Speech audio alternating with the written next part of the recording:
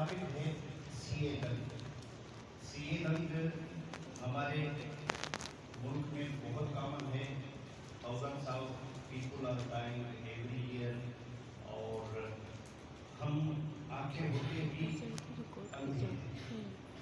जैसे कलाम पाक की पहली सूरत में कहा गया कि खत्मुल्लाह अला कुलूबिहिम वाला समय वाला सारे हमेशा वल्लाहु कि ये वो लोग हैं जिनको आंखें हैं फिर भी नहीं देखते, कान है फिर भी नहीं, जिंदा है लेकिन उनके दिलों पे मोहर है, और क़यामत के रोज उनके लिए एक एविडेंस जो है वो पनिशमेंट है।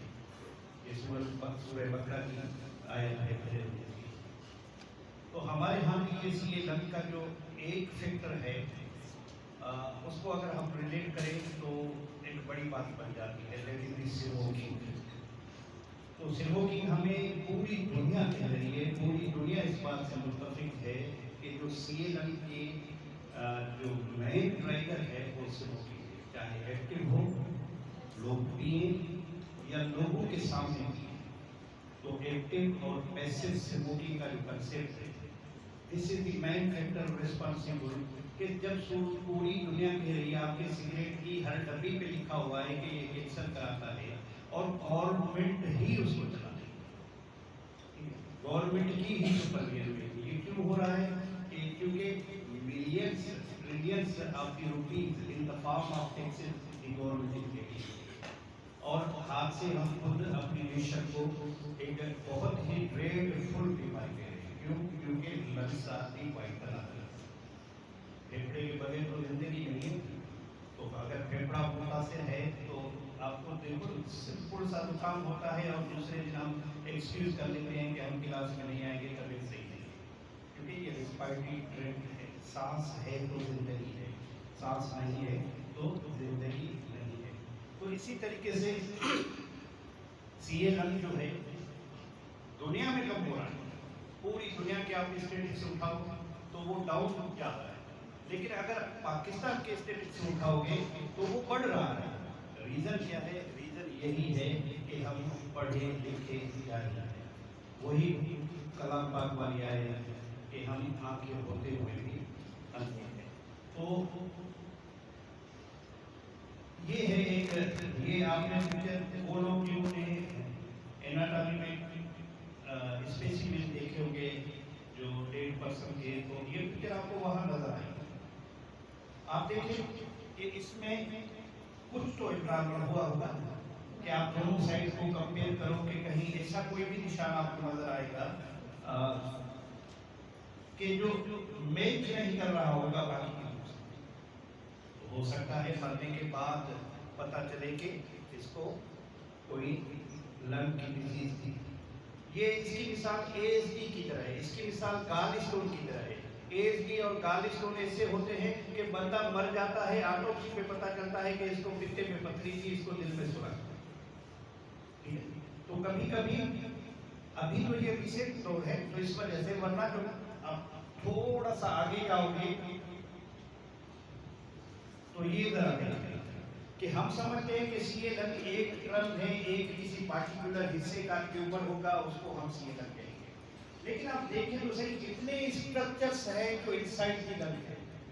आपको हैरानी होगी कि 108 ट्यूमर्स होते हैं लंग के अंदर, 108 ट्यूमर्स। लेकिन 108 के 8 तो कॉमन नहीं होंगे।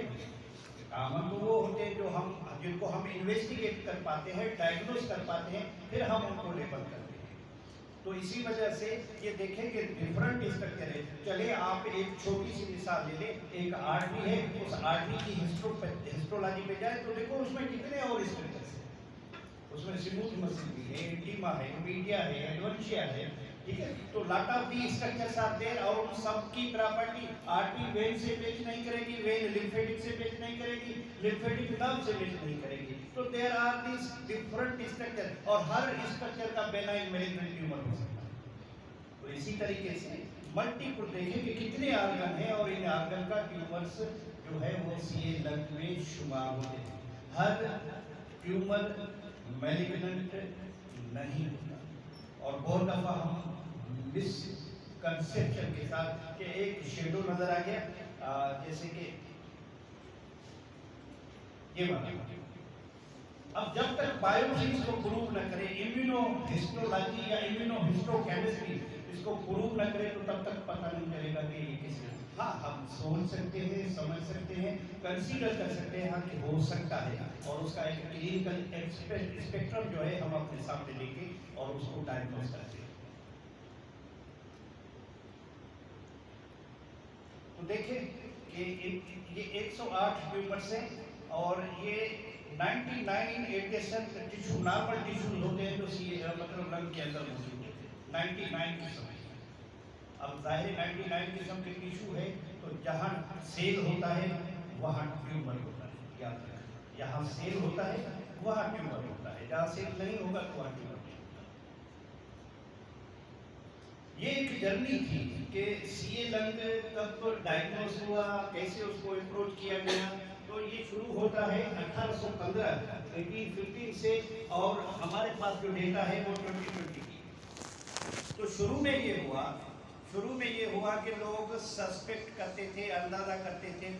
ये 1850 में डॉक्टर्स कम, हकीम ज़्यादा होते थे, सन्यासी ज़्यादा होते थे, और शीजो टेम्पल लोग, झाड़ फूस वाले बाबा ज़्यादा होते थे कि किसी को खांसी जुकाम हुआ तो वो इस तरीके से। मैंने एक हिस्टोरिकल पिक्चर देखी थी कि पुराने ज़माने में क्या करते थे कि जिसको इनकेफ्लोपैथी सी मलेरिया या वायरल इनकेफ्लाइटिस होती थी, तो एक वो क्या होता है कि एक इंस्ट्रूमेंट लेते थे, यहाँ दिमाग के अंदर सुराख बना देते थे, कहते थे कि एवल इसके अंदर घुस गई, उसको रास्ता। तो फिर वो जिंदा बंदे के या स्कल को, बोन को हटा देते थे, बिल्कुल हटा के। वो मेरे पास पिक्चर है, और वो एंशिएंट मेडिसिन का कभी लेक्चर हुआ तो मैं आपको दिखा कि वो आज भी हमारे जो रिमोट एरिया है वहाँ पे अगर किसी भैंस या कौ या गोट को इंटेस्टिनल ऑब्स्ट्रक्शन होती है, तो उसके जो है क्या कहते हैं एब्डोमेन में छुरा या छुरी घोंप देते हैं, और फिर नेचुरल भी है, कभी कभी वो सर्वाइव कर जाते हैं कि वाह वाह बाबा डालू जान बड़ी जाड़ आसा बड़ी टेक्ट आसा, देखिए इसको लेगा दूंगा, ठीक है। तो ये एक जर्नी थी। आप देखिए कि सबसे पहले जो है वो रेनी लेने की, ये वो बंदा है जिसने स्टेथोस्कोप को इजाद किया, और उसी ने ही स्टेथोस्कोप और पल्मोनरी सिस्टम का एक स्ट्रांग कोरिलेशन, और यहाँ से ये जर्नी शुरू हुई। और जर्नी यहाँ कहाँ आ गई? इम्यूनोथेरापी। अब ये मॉडर्न ट्रीटमेंट आ रही है और ये सक्सेसफुल आ रही है। इम्यूनोथेरापी पाकिस्तान में सवा एक जगह के कहीं पे भी मौजूद है, और दुनिया में बाकी बहुत सारी जगहों पे वो कॉमनली अवेलेबल है, और वो उसको यूज करते हैं, एडॉप्ट भी करते हैं, और लोगों को फायदा हो रहा है। दुनिया में मोर्टेलिटी कम हो रही है और हमारे यहाँ मोर्टेलिटी बढ़ रही है।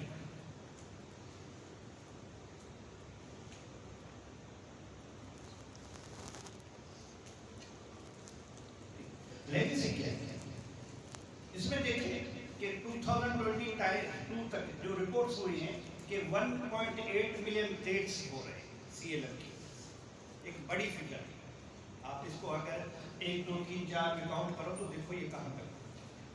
दूसरी बात ये है कि पूरी दुनिया इस बात को फोकस कर रही है कि भाई मेन ट्रिगरिंग फैक्टर इसका स्मोकिंग है, तो स्मोकिंग पे फोकस करो, स्मोकिंग को बंद करो, उसको क्विट करवाने के लिए, और सोर्स ऑफ स्मोकिंग जो है उस पर फोकस करो। और हमारे यहाँ दिन ब दिन अब तो हमारे हुज्जाज उकराम और उमरा वाले जो लोग हैं यहाँ से सिगरेट लेके जाते हैं, दुबई सऊदी अरब गोल्ड लीफ के बड़े बड़े डंडे लेके जाते हैं पैसे कमाने के लिए। हम खुद तो गिर रहे हैं, लेकिन अब उनको भी मतलब वहाँ जो हमारी नेशन में किए पाकिस्तानी लोग, वो उनको भी यहाँ से सिगरेट लेके वहाँ जाके, और बहाना क्या होता है? उम्रा पहले लोग जज्बे के साथ करते थे, अब बिजनेस माइंड या वो तफरीह का मकाम बना। ये प्रूफ है FIA की ऑन द रिकॉर्ड रिपोर्ट से कि पाकिस्तानी हुज्जाज जो है, उमरा कराम जो है, वो यहाँ से सिगरेट लेके जाते हैं सऊदी अरब, और वहाँ वो सीएलएम को भेज के आते हैं। एक बात याद रखना कि जब कोई स्मोकिंग करता है तो उस स्मोक की एक स्मोक के अंदर जो है 5 से लेकर 10,000 कार्सिनोजेन होते हैं। 5 से लेकर 10,000 कार्सिनोजेन होते हैं, और कोई भी एक कार्सिनोजेन स्मोकिंग वाला जो है वो ट्राइगर कर सकता है सीएलएम, कोई एक भी कार्सिनोजेन। अभी मैं पढ़ा रहा हूँ, एक स्टूडेंट खड़ा हो जाए और शोर करना शुरू कर दे तो पूरा क्लास डिस्टर्ब हो गया। तो इसी तरीके से एक कार्सिनोजन जब पैदा होता है तो वो एक कार्सिनोजन भी सीए लंग को ट्राइगर कर सकता है। मैं अभी आपको दिखा। उसके बाद देखिए कुछ और भी है। पूरी दुनिया सब बीत रही है, माहौलियाती तब्दीली, माहौलियाती तब्दीली, ठीक है, माहौल खराब हो गया है, सोशल, इन्वायरमेंटल, जेनेटिक फैक्टर्स, तो ये सारे के सारे जो है ये अफेक्ट कर रहे हैं डेवलपमेंट ऑफ सीए लंग। हज़रत आदम अलैहिस्सलाम की जो पहली बेटी थी उसकी जो मेंस्ट्रुएशन साइकिल था वो आफ्टर 70-80 इयर्स की हुआ, और आज के आदम की जो बेटी है उसकी मेंस्ट्रुएशन साइकिल 12-10-12 क्यों? क्योंकि हमारे यहाँ जो है ये सोशल फैक्टर भी अर्ली प्यूबर्टी का एक स्ट्रॉन्ग फैक्टर है। जब आप कंटिन्यूअसली लाइफ में होते हो तो योर थर्ड आई, जिसको पाइनेल ग्लैंड कहते हैं, वहाँ से एक हार्मोन सीक्रेट होता है जिसको मेलाटोनिन कहते हैं, वो इनहिबिट करता है सेकेंडरी सेक्सुअल कैरेक्टरिस्टिक्स। तो वो सीक्रेट नहीं हो पा रहा, सारी रात मोबाइल चलाया, कंप्यूटर देखा, टीवी देखी, तो मेलाटोनिन कहाँ से सीक्रेट हो? तो आपकी जो सोशल लाइफ है वो आपकी हेल्थ पे गहरा असर छोड़ती है। तो कहाँ 70-80 साल और कहाँ 12 साल, कितना गेप आ गया उस मेच्योरिटी में, उस प्यूबर्टी में। तो इसी तरीके से social, environmental and genetic factors, they are the responsible और strong contributor for the development of the CA lung. अब ये भी कि दुनिया में जो कैंसर पैदा हो रहा है, मैन और वोमेन, ये 2.48 बिलियन से ये न्यू केसेस हर साल पैदा होते हैं, न्यू केसेस हर साल पैदा होते हैं, और ये 2% की रेट से, एवरेज जो 2% की रेट से दुनिया में बढ़ रहा है, पूरी दुनिया में। लेकिन पाकिस्तान में देखिए, पाकिस्तान में जो है 20 में ये टोटल केसेस 12,000 के करीब थे सीए लंग के, जो रिपोर्टेड और डॉक्यूमेंटेड थे। बहुत सारे लोग ऐसे होते हैं जो अनरिपोर्टेड होते हैं, अनडॉक्यूमेंटेड होते हैं, जहाँ ये तो मेजर बड़े बड़े हॉस्पिटल या HMI की जो रिपोर्ट है वो वहाँ से उन्होंने अंदाजा किया, कभी सही कभी गलत। और हमारे यहाँ तो डायग्नोस्टिक फैसिलिटीज भी इतनी नहीं है कि वाकई वो कैंसर था या ट्यूबरकुलोसिस। और इसी तरीके से देखिए ये 12 से लेकर 19,000 तक ये पहुँच जाएंगे, प्रोजेक्टेड जो है 2025 तक। मतलब हमारे यहाँ ये बढ़ रहा है। क्यों? क्योंकि स्मोकिंग भी बढ़ रही है, और अभी जुल्म तो ये है कि 2100 ज़ेंडेकी जिसका नाम है, ठीक है, वो भी बढ़ रही है उसकी कंजप्शन, और वो बिल्कुल डायरेक्टली अंडर, उसकी जो स्प्रेड है अंडर दी गवर्नमेंट सपोर्ट हो रही है। एक जगह पे पकड़ते हैं, आधा या 1/4 शो करते हैं, दूसरी जगह पे बेच देते बाकी, फिर वो रिसर्कुलेट कर रही है, और वो आ रही है कहाँ से? इंडिया से। अब इंडिया का बॉर्डर पूरा सील है, और वहाँ से एक नशे वाला चीज जो है आपके पूरे मुल्क को उसने जो है वो गिरफ्तार कर लिया है। तो ये क्या मतलब तमाशा है? तो वही है कि जैसे मैंने कहा कि सिगरेट यहाँ से सऊदी जा रहा है, तो ज़ेंडेकी इंडिया से यहाँ आ रहा है। तो तीसरी जो चीज़ है, जो खतरनाक तरीन चीज़ जो है वो हमारे मुआशरे में इंटर हुई है, जिसको आजकल हम कहते हैं आईसी, ठीक है। और ये यंग जनरेशन अब तो छोटे छोटे बच्चे जो है वो भी इस चीज से इंस्पायर हो रहे हैं। आइस कुछ नहीं करती सवाई यूफोरिया की, याद रखना, बंदे में ईगो आ जाती है, यूफोरिया आ जाती है, एग्रेशन आ जाती है, हाइपर एक्टिव हो जाता है। तो इस वजह से वो अपने आप को सुपरमैन या सुपर गर्ल समझता है। अजीब गरीब वो हरकतें, बातें और लहजे, स्टाइल, ठीक है, और अखलाकियात की जो है उसको जड़ से उखाड़ के फेंकते हैं। आप क्या समझते हो कि जो आइस का नशा करते हैं वो नॉर्मल बिहेव करेंगे, रिलीजियस लिमिट में होंगे, सोशल लिमिट्स में होंगे? Never ever. जिस दिन उसने एक सूटा मारा उस दिन वो काम तबाह। कनाडा में और अमेरिका में हीरोइन जो है, हीरोइन का नाम क्या है? डाइएसिटाइल मॉर्फिन। मॉर्फिन बेसिकली ये दूसरी जंग अजीम में as a painkiller use हुई थी। उसके बाद हीरोइन का एक एडवांस फार्मूला आया जिसको फेंटेनल कहते हैं। अब कनाडा की गवर्नमेंट अपने लोगों को वो ऑफिशियली सप्लाई करेगी। और फेंटिनल का दूसरा नाम है ज़ोंबी ड्रग। ज़ोंबी जो है वो जो लोग होते हैं अजीब गरीब तरीके से चलते हैं, खून पीते हैं, केराटिन से, जैसे वेम्पायर स्टाइल, ठीक है। तो वो ज़ोंबी, मरे हुए लोग, जिंदा लोग, अजीब अजीब, तो वो ड्रग ऐसा पोस्टर बनाती है जैसे ज़ोंबी आपने फिल्मों में देखा होगा, तो उसकी वजह से उसका नाम पड़ा ज़ोंबी ड्रग। तो वहाँ पे भी वो लीगल वे में अवेलेबल है, लेकिन वहाँ वो कंट्रोल है, उनके यहाँ कंप्यूटराइज सिस्टम है कि हाँ जी ये बंदा है, इसको इतना डोज देना है ताकि इसका पेन, वो पहले पेन किलर यूज करते हैं, लेकिन वहाँ उनमें सेंस ऑफ वेल बीइंग किया जाता है। हमारे यहाँ भी ये ड्रग्स अवेलेबल हैं, लेकिन मिस यूज के साथ। तो इसी तरीके से देखें कि दुनिया में बीमारियां कम हो रही हैं, लाइफ एक्सपेक्टेंसी बढ़ रही है, और पाकिस्तान में ये कम हो रही है। अब सवाल करते हैं खुद से कि क्या हमारे मुल्क में ऐसा कोई निजाम है जिसको हम स्क्रीनिंग करें? तो आंसर इज नो। हमारे यहाँ सीए लंग के लिए कोई भी स्क्रीनिंग निजाम नहीं। तो वही जो डेटा जिसको हमने 12 से लेकर 19,000 तक पहुंचाया, तो हमारी वो डेटा वैलिड नहीं है।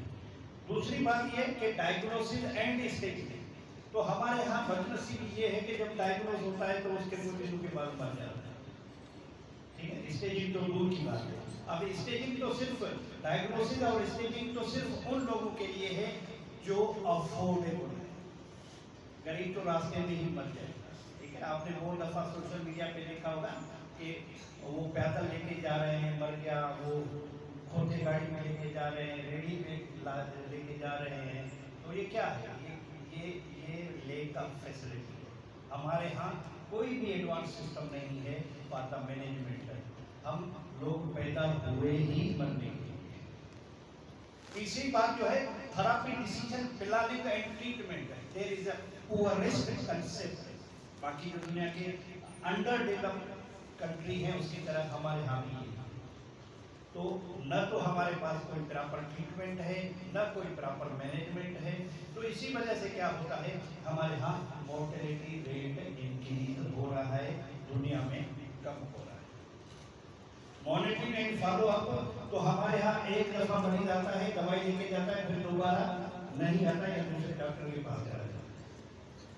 अच्छा, हमारे नेशन में एक हेस्टी होती है कि जी बस एक दफा दवाई खाई तो ठीक है, दोबारा नहीं। प्रोसीजर से अवॉइड करना, इन्वेस्टिगेशन से अवॉइड करना, मेडिकेशन प्रॉपर तरीके से या फॉलोअप से अवॉइड करना, तो ये पूरी स्टोरी है जो इस नाकामी का सबब है। वैसे ये मैलिग्नेंसी है क्या? ये एबनॉर्मल सेलुलर ग्रोथ है, एबनॉर्मल सेलुलर ग्रोथ। अब abnormal cellular growth normal cell, जब नॉर्मल सेल, तो कैंसर के लिए वर्ड आप यूज करोगे बिगड़ा हुआ बच्चा, जो माँ बाप या घर वाले या किसी और का कहना नहीं माने, तो कैंसर एक बिगड़ा हुआ बच्चा। अनकंट्रोल्ड ग्रोथ, कोई भी ग्रोथ का कानून वो फॉलो नहीं करता, कैंसर की बात हो रही। बेनाइन ट्यूमर्स एक हद तक जाते हैं, रुक जाते हैं, लेकिन मैलिग्नेंट ट्यूमर वो किसी भी ग्रोथ के लॉ को नहीं मानते। तो इसी तरीके से याद रखना कि इन एवरी सेकंड हमारे जिस्म के अंदर मैलिग्नेंट सेल पैदा होते हैं, लेकिन salute to our immune system के वो उसको डिस्ट्रॉय या न्यूट्रलाइज कर देता है। अब कलेक्टिवली दुनिया को उसको कैंसर को, मैंने कहा ना 108 टाइप है ट्यूमर्स के, तो दुनिया को हर एक टाइप को जानती है, लेकिन हमारे यहाँ एक कॉमन जो जनरल टर्म है ब्रोंकोजेनिक कार्सिनोमा वो यूज होता है। यहाँ जी इसको ब्रोंकोजेनिक कार्सिनोमा या सीए लंग है, लेकिन सीए लंग की कौन सी टाइप है या कौन सी सब टाइप है, किस नेचर का है, किस हिस्से का है, वो तो हमें पता नहीं होता। ज्यादातर बुक की हद तक तो ये शानदार बात है। Benign tumors such as hematomas or adenomas are less common and typically non-cancerous. अब वो जो पहली मैंने एक स्लाइड दिखाई थी एनाटॉमी वाली, उसमें भी यही था कि ट्यूमर तो है, लेकिन देखने से कैसे पता चलेगा? आप जब किसी से मिलने जाते हो ना, तो एक इम्प्रेशन आप पैदा करते हो कि ये अच्छा आदमी होगा, नाइस लग रहा है, ये तो शक्ल से ही रूट लग रहा है। और बहुत दफ़ा ये होता है कि थोड़ा बहुत सुना कि जी ये ऐसे ऐसे, तो फिर आप अवॉइड भी करते हो। तो कभी कभी ये होता है कि जिसको आप एग्रेसिव समझते हो वो इनोसेंट होता है, जिसको इनोसेंट समझते हो वो एग्रेसिव होता है। तो हमारी परसेप्शन वो डिपेंड करती है हमारे नॉलेज, स्किल और एक्सपीरियंस कि if we are familiar with these type of the malignancy, then we can assume that this could be the possible कि जी हाँ ये स्मॉल सेल हो सकता है, ये लार्ज सेल हो सकता है, क्योंकि इसमें पैरान्यूप्लास्टिक सिंड्रोम आ गया है। तो इसी तरीके से तो कैंसर का जो है ये एक ब्रॉड टर्म है, कैंसर तो हाइट तो कहीं से भी मतलब आप उसको लेबल कर सकते हो। और इसमें जो बेसिक पैरामीटर है वो है अनकंट्रोल्ड ग्रोथ। ये याद रखना कि कैंसर में क्या है कि uncontrolled growth and spread of abnormal cells. वो न फकत वही बढ़ता है लेकिन वो फैलता भी है। Carcinoma is a type of cancer that begins in the epithelial cells। ये अब epithelial cells ये कार्सिनोमा के लिए एक लिमिट किया गया है कि जब आप कार्सिनोमा बोलोगे तो मतलब आप epithelial की बात कर रहे हैं। लेकिन मैलिग्नेंसी या मैलिग्नेंट ट्यूमर्स ये होते हैं जिनमें इन्वेजिव और मेटास्टेसिस की प्रॉपर्टी हो। और बहुत सारे ट्यूमर ऐसे होते हैं जो लोकल होते हैं, वो कहीं और नहीं जाते, वहीं के वहीं होते हैं। लेकिन जब आप कहते हो कि ये मैलिग्नेंट ट्यूमर है तो इसका मतलब ये है कि वो एक तो इन्वेजिव है और उसमें मेड्स की प्रॉपर्टी है, वो डिस्टेंट मेटास्टेसिस की तरफ चला जाएगा। Malignant cell grow uncontrollably, evades cell death and can disturb organ function। तो malignancy और दूसरी बात यह है कि जब कोई malignant cell पैदा होता है तो याद रखें कभी भी किसी को malignancy होती है तो आपने देखा होगा उसमें रैपिड वेट लॉस होता है। रैपिड वेट लॉस क्यों होता है? क्योंकि वहां से एक इन्फ्लेमेटरी प्रोडक्ट रिलीज होती है जिसको कहा जाता है केकेटिन। ये एक प्रोटीन है जो मुख्तलिफ बीमारी में पैदा होता है, नॉन स्पेसिफिक है। ये डायबिटीज में भी होता है, ये सीएलडी में भी होता है, ये कार्डियक डिजीज में भी होता है, ये इंटेस्टिनल डिजीज में भी होता है, ये मैलिग्नेंट डिजीज में भी होता है। तो उसको कहा जाता है मैलिग्नेंट केकेटिन। ठीक है, ये कभी कभी मतलब ये कॉमन वे में वाले भी इसको कहते हैं, लेकिन बुक्स में मैंने पढ़ा है उस प्रोटीन का नाम केकेटिन। वो केकेटिन क्या करता है, वो जाके आपकी एपेटाइट को सप्रेस करता है। तो अक्सर लोग जिनको मैलिग्नेंसी होती है तो उनकी भूख भी कम होती है। और जो मैलिग्नेंट सेल होता है, जो नॉर्मल एनर्जी एक नॉर्मल सेल यूटिलाइज करता है उससे 20 से लेकर 100 गुना ज्यादा वो एनर्जी यूटिलाइज करता है। कुछ सेल के टाइप हैं जो स्लोली है, वो 20% ज्यादा एनर्जी कंज्यूम करते हैं बॉडी की, और कुछ जो एग्रेसिव है तो वो और भी ज्यादा मेटाबॉलिक रेट उनका हाई होता है। बुनियादी तौर तो मेटाबॉलिज्म है। मैलिग्नेंट सेल की speed of metabolism normal cell से 20 से लेकर 100 टाइम्स हो सकता है, उससे भी ज्यादा। तो इसी वजह से जिनको मैलिग्नेंसी होती है उनमें रैपिड वेट लॉस होता है। अब ये एक वो जो स्लाइड थी कि कैंसर क्या है, जनरल टर्म है, और एग्जाम्पल उसकी breast cancer, leukaemia, lung cancer, GI cancer, stomach cancer, brain cancer, ये कॉमनली हम यूज करते हैं। कार्सिनोमा क्या है? जब कार्सिनोमा तो हम कहेंगे कि हम एपिथेलियम की बात करते हैं, और उसकी लंग का एडिनोकार्सिनोमा या बेसल सेल कार्सिनोमा, ये कार्सिनोमा। मैलिग्नेंसी क्या है कि ये एक कैंसरस स्टेट है और इसमें इन्वेजिव एंड स्प्रेड, इन्वेज भी करेगा और स्प्रेड भी होगा, उसको मैलिग्नेंट या मैलिग्नेंसी कहा जाता है। जो सीए लंग है उसकी मेन क्लासिफिकेशन में 2 चीजें याद रखना। सीए लंग ट्यूमर की नहीं, लंग ट्यूमर में बेनाइन आ गए, मैलिग्नेंट आ गए, प्राइमरी आ गए, मेटास्टेटिक आ गए। ठीक है, तो लेकिन इसमें जो है ये सीए लंग की क्लासिफिकेशन है, इसमें 2 ट्यूमर आते हैं। एक को कहा जाता है नॉन स्मॉल सेल और दूसरे को कहा जाता है स्मॉल सेल। वो सेल्यूलर जो है साइज है उसके हिसाब से, तो नॉन स्मॉल साइज जो है वो स्लोली ग्रोइंग है, इसका बीएमआर जो है वो डिक्रीज होता है कंपेरिजन टू स्मॉल सेल। ये एग्रेसिव होता है, ये एक दफ़ा डायग्नोज हो गया, यूजुअली हमारे मुल्क में 3 से लेकर 6 महीने तक ये काम तमाम कर देता है। लेकिन ये जो है ये काफ़ी अरसा तक चलता है, साल 2 साल 3 साल। अगर प्रॉपर्ली कहीं पहुंच गया और पीएनए में क्लासिफिकेशन में इसकी अच्छी 1 या 2 के अंदर आ गया तो हो सकता है ये प्रॉपर्ली मैनेज भी हो जाए। रेडियोथेरापी, कीमोथेरापी और कुछ अब जो मॉडर्न इम्यूनोथेरापी आई है वो बहुत ही शानदार है, लेकिन वो या लेकिन bronchial carcinoma is malignant या cancerous tumor that arises from the bronchial tubes or lung parenchyma। ये देखो ना, ट्यूब से लेकर पेरेन्काइमा तो एक वेग छात्र उसको कलेक्टिवली जितने सारे ट्यूमर हैं उनको ब्रोंकोजेनिक कार्सिनोमा कहा जाता है। It is most common type of the lung cancer and is strongly associated with tobacco smoking. अब स्मोक हो, च्यूइंग हो, ठीक है ना, हुक्का पीते हैं, सिगरेट पीते हैं, बीड़ी खाते हैं, बीड़ी पीते हैं, नस्वार खाते हैं।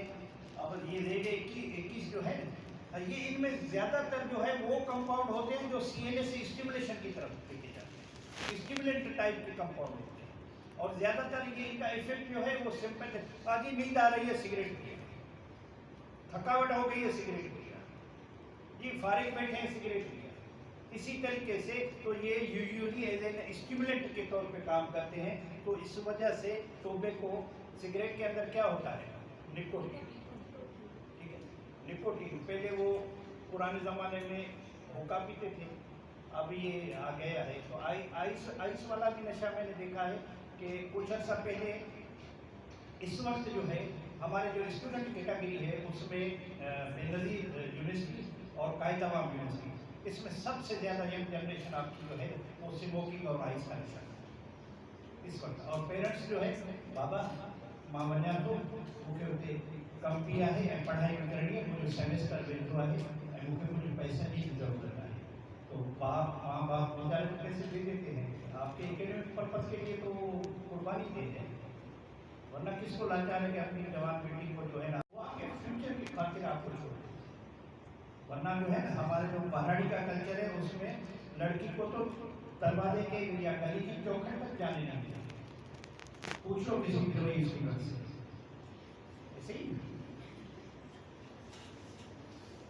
अब इसकी पैथोफिजियोलॉजी की तरफ देखा जाए तो सीए लंग पैदा कैसे होता है, तो याद रखना ट्राइगर जो भी हो, असल बात होगी आपको जीन या म्यूटेशन। ट्राइगर जो भी हो, वायरस हो, बैक्टीरिया हो, केमिकल हो, गैस हो, एक्टिव स्मोकिंग हो, पैसिव स्मोकिंग हो, लेकिन वो क्या करेगी क्या, जाके आपको जिन या उनको जाके स्टिमुलेट करेगी। वहाँ से असल बात हो तो डिफरेंट जो आपको जीन्स हैं वो आइडेंटिफाई हो चुके हैं। ये ब्रेस्ट कार्सिनोमा में भी ये कॉमन है। तो देखेंगे ये मुख्तलिफ आपको जीन्स जो हैं ये पैदा हो चुके हैं और इनको दुनिया जानती है। और हमने तो शायद ये पहली दफा देखा कि ये हमको जीन है, दुनिया इस पे काम करे। आपने बायोकेमिस्ट्री यहाँ लोकल कौन सा बुक पढ़ा था? आप लेरेंजर की बायोकेमिस्ट्री पढ़ के तो देखो, आप दूसरे दिन कहोगे कि मैं दुनिया से 200 साल पीछे हूँ। वही बायोकेमिस्ट्री MBBS की जो आपको यहाँ पढ़ाई जाती है और वही बायोकेमिस्ट्री जो इंग्लैंड या अमेरिका में पढ़ाई जाती है, उसमें ज़मीन और आसमान का फर्क है, ज़मीन और आसमान। हमें जो पढ़ाया जाता है हमें तो सिर्फ बताया जाता है, पढ़ाया नहीं जाता। पढ़ाना और बताने में फर्क होता है। तो देखें कि दीज आर दी डिफरेंट आपको जीन्स, ऐसे केमिकल कंपाउंड है, ऐसे जीन है, प्रोटीन है जो इनिशिएट कराते हैं सीए लंग को। There are the different. हो सकता है ये क्योंकि ये पोस्ट ग्रेजुएट का क्वेश्चन है तो आपको BCQ में ये नहीं। अब देखिए कि एक कॉम्प्लेक्स, आप समझते हो कि पाकिस्तान में कहीं किसी इसी फार्मूले पे या इसी स्ट्रक्चर पे काम होता होगा? Never ever. ये तो हम सिर्फ किताब की बातें हैं, किताब से नेट से मैंने पिक्चर ली और यहाँ डिस्प्ले कर दिए। देखिए जब कोई भी डिजीज किसी पैथोफिजियोलॉजिकल मैकेनिज्म में जाती है तो उसका डिफरेंट स्टेप होता है और जो ड्रग्स पैदा होती हैं वो डिफरेंट स्टेप्स को ब्लॉक करने के लिए, उनको रोकने के लिए, उनको ख़त्म करने के लिए पैदा होती है। कोई ड्रग कहीं पे बाइंडिंग रोकती है, कोई ड्रग कहीं पे एनगल्फमेंट रोकती है, कोई ड्रग कहीं पे माइटोसिस को रोकती है। तो इस तरीके से जो बेसिक पैथोफिजियोलॉजी है ऑन्कोजीन की, वहीं पे ये ड्रग्स आती हैं। और इस पूरे मैकेनिज्म में एक ड्रग ने इसको ब्लॉक किया, एक ड्रग ने इसको ब्लॉक किया, एक ड्रग ने इसको ब्लॉक किया, एक ड्रग ने इसको ब्लॉक किया। तो यही थेरेपी इस तरीके से दुनिया इन्वेस्टिगेट करती है। और हमारे यहाँ क्या करते हैं, बाबा सूरदास टेक्नोलॉजी, इससे आगे हम नहीं करते। ये हम शायद देखने के हद तक तो कर पाए, लेकिन इसको समझाने के लिए कुछ और ही मांगते हैं। ये तो सेल मेम्ब्रेन है, लिपिड बायोपॉलिमर है। तो सेल मेम्ब्रेन के साथ अगर कोई वायरस, कोई बैक्टीरिया, कोई केमिकल, कोई गैस का एलिमेंट अटैच होता है, तो वहां से वो एक प्रोसेस होता है ऑन्कोजीन या म्यूटेंट जीन, वो एक प्रोसेस, और through the generation of the different chemicals या प्रोटीन्स या अमाइनो एसिड्स, एक दूसरे को ट्राइगर करता है, दूसरा तीसरे को। इसकी मिसाल ऐसे है कि अगर एक स्टूडेंट एकदम क्लोज लाइन में खड़े हो, तो आप आगे वाले को धक्का दे दो तो लास्ट वाले को भी धक्का दे। तो इसी तरीके से ये जो सिस्टम है generation of the mitosis, abnormal mitosis या मैलिग्नेंसी का, ये भी इस तरीके से एक चीज को खराब करता है, तो वो पूरी सीक्वेंस जो है वो खराब हो जाता है। अब देखिए कि मुख्तलिफ फैक्टर से कौन से फैक्टर को आप कहाँ मिला करोगे, और आपकी जो ड्रग्स हैं वो एटियोलॉजिकल वे में एक्ट करेगी। कि एक ड्रग, एक मैलिग्नेंसी का रीजन है वायरस है, तो आप वायरल रोड को ब्लॉक करोगे। एक का है केमिकल, आप केमिकल रोड को ब्लॉक करोगे। एक का है रेडान, आप रेडान को ब्लॉक करोगे। तो जो वे है उसको ब्लॉक करोगे तो ट्रीटमेंट इफेक्ट होगी। चोर उस रास्ते से आ रहा है, आप ताला इस रास्ते को लगा रहे हैं, क्या करें? दोनों को ताला लगा दो तो नो एंट्री हो जाएगी। वैसे एक नो एंट्री फिल्म भी थी अच्छी। तो देखें कि जब कोई abnormal mutant gene, cell, protein, malignant cell भी होते हैं, वो आते हैं तो एक रिसेप्टेंट होता है, एक डोनर होता है, आने वाला भी होता है, रिसीव करने वाला भी होता है। फिर उनका आपस में इंटरेक्शन होके और एक एबनॉर्मल सेल पैदा होता है। ये जरा देखिए, ये देखें कि यहाँ से ये स्टोरी शुरू हुई।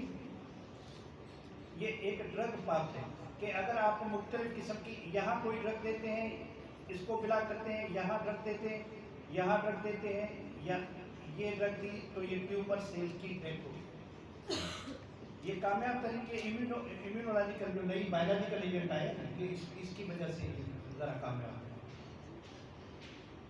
तो हमने देखा कि लंग कैंसर के दो किस्म, एक प्राइमरी, एक सेकेंडरी। प्राइमरी में दो किस्म, एक बेनाइन, एक मैलिग्नेंट। मैलिग्नेंट में दो किस्म, एक स्मॉल सेल, एक लार्ज सेल। तो यहाँ कहीं कहीं पे डेट पे जो है कोई लोग स्कूल ऑफ थॉट्स अलग होते हैं। मेरा नजरिया ये, आपका नजरिया ये, आपका नजरिया ये, तो इस तरीके से ये चेंज होते। तो ओवरऑल जो वर्ल्ड में फेमस क्लासिफिकेशन है वो ये है कि स्मॉल सेल और नॉन स्मॉल सेल। तो स्मॉल सेल जो है वो 15%, लेकिन याद रखना छोटा बच्चा जिस तरीके से ज़्यादा नशेबाज होता है उससे भी होता है, इसी तरीके से स्मॉल सेल भी छोटा बड़ा बच्चा है। और यूजुअली हमारे कंट्री में जब स्मॉल सेल किसी को होता है तो वो मेड्स की तरफ या स्टेज 3 की तरफ जब चला जाता है फिर जाके डायग्नोज होता है। और ये जो नॉन स्मॉल सेल या लार्ज सेल जिसको कहा जाता है, ये थोड़ा सा स्लो भी है, प्रोग्रेसिव है और एग्रेसिव नहीं। तो इसमें जो मीन सर्वाइवल रेट है वो भी इंक्रीज होता है कंपेरिजन टू स्मॉल सेल। लेकिन पैरेलली देखें, ये न्यूरो एंडोक्राइन सेल भी है। मैंने कहा 108 ट्यूमर है, तो हर मैलिग्नेंसी स्मॉल या लार्ज सेल भी है। तो कभी कभी ये होता है कि कोई और मैलिग्नेंसी किसी और स्ट्रक्चर की, तो वो भी हमें ऐसे लग रहा है जैसे ये CLM। तो इसी वजह से इन्वेस्टिगेशन प्रॉपरली जो है वो वैलिड रोल प्ले करती है। ये भी वही पिक्चर है और इसमें भी small cell, non small cell की एक डिस्क्रिप्शन दी गई है। अब ब्रोंकोजेनिक कार्सिनोमा में जो नॉन स्मॉल सेल है उसके देखें 3 टाइप है। एक एडिनोकार्सिनोमा, हमने पहले CLM फिर उसकी बेनाइन मेलिग्नेंट, फिर मेलिग्नेंट की क्लासिफिकेशन। अब मेलिग्नेंट में नाम से मालूम उसकी classification, adenocarcinoma, squamous cell carcinoma, large cell carcinoma. अब इसमें हमने कहा कि स्मॉल सेल एग्रेसिव है, लेकिन यहाँ देखें ये लार्ज सेल भी एग्रेसिव है। तो हर एक अपने हिसाब से आगे जाके डिस्क्रिप्शन चेंज करता है। जो स्मॉल सेल है ये हाईली एग्रेसिव है और स्ट्रांगली लिंक्ड टू स्मोकिंग। ताकि ये होता 15% है, लेकिन 15% अब अगर हमारी अटेंडेंस कम हो जाती है तो हम ठीक कहेंगे कि क्लास में स्टूडेंट नहीं है, तो वो 15% भी अगर कम आए तो बहुत बड़ी। अब जब आप फार्म भरोगे इस दफ़ा तो ये देखना कि 15% क्या रोल करेगा। I think there will be headache for you people. Paper आपका आसान होगा लेकिन अटेंडेंस आपकी इशू होगी। ओके, ये न फकत रैपिडली ग्रो करता है बल्कि ये रैपिडली मेटास्टेसिस की तरफ भी जा रहा होता है और treated mainly with chemotherapy and radiation, less after surgery. ये इसके जो रिसेप्टर हैं वो कीमो और रेडियो को रैपिडली रिस्पांस देते हैं और सर्जरी में ये इसका पता नहीं होता कि पता नहीं कब कहाँ किस तरीके से किसी और जगह को नहीं चला गया। ये एक रेयर ट्यूमर है जो लंग्स के अंदर होता है, इसको कहते हैं कार्सिनोइड ट्यूमर।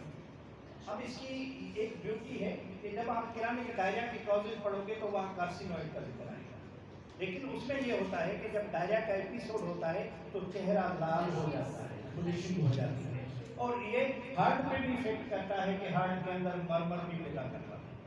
तो ये मल्टी आर्गन अफेक्ट है, तो इस वजह से ये कार्सिनोइड है और इसमें मुख्तलिफ केमिकल जो है वो रिलीज होते हैं और इसकी वजह से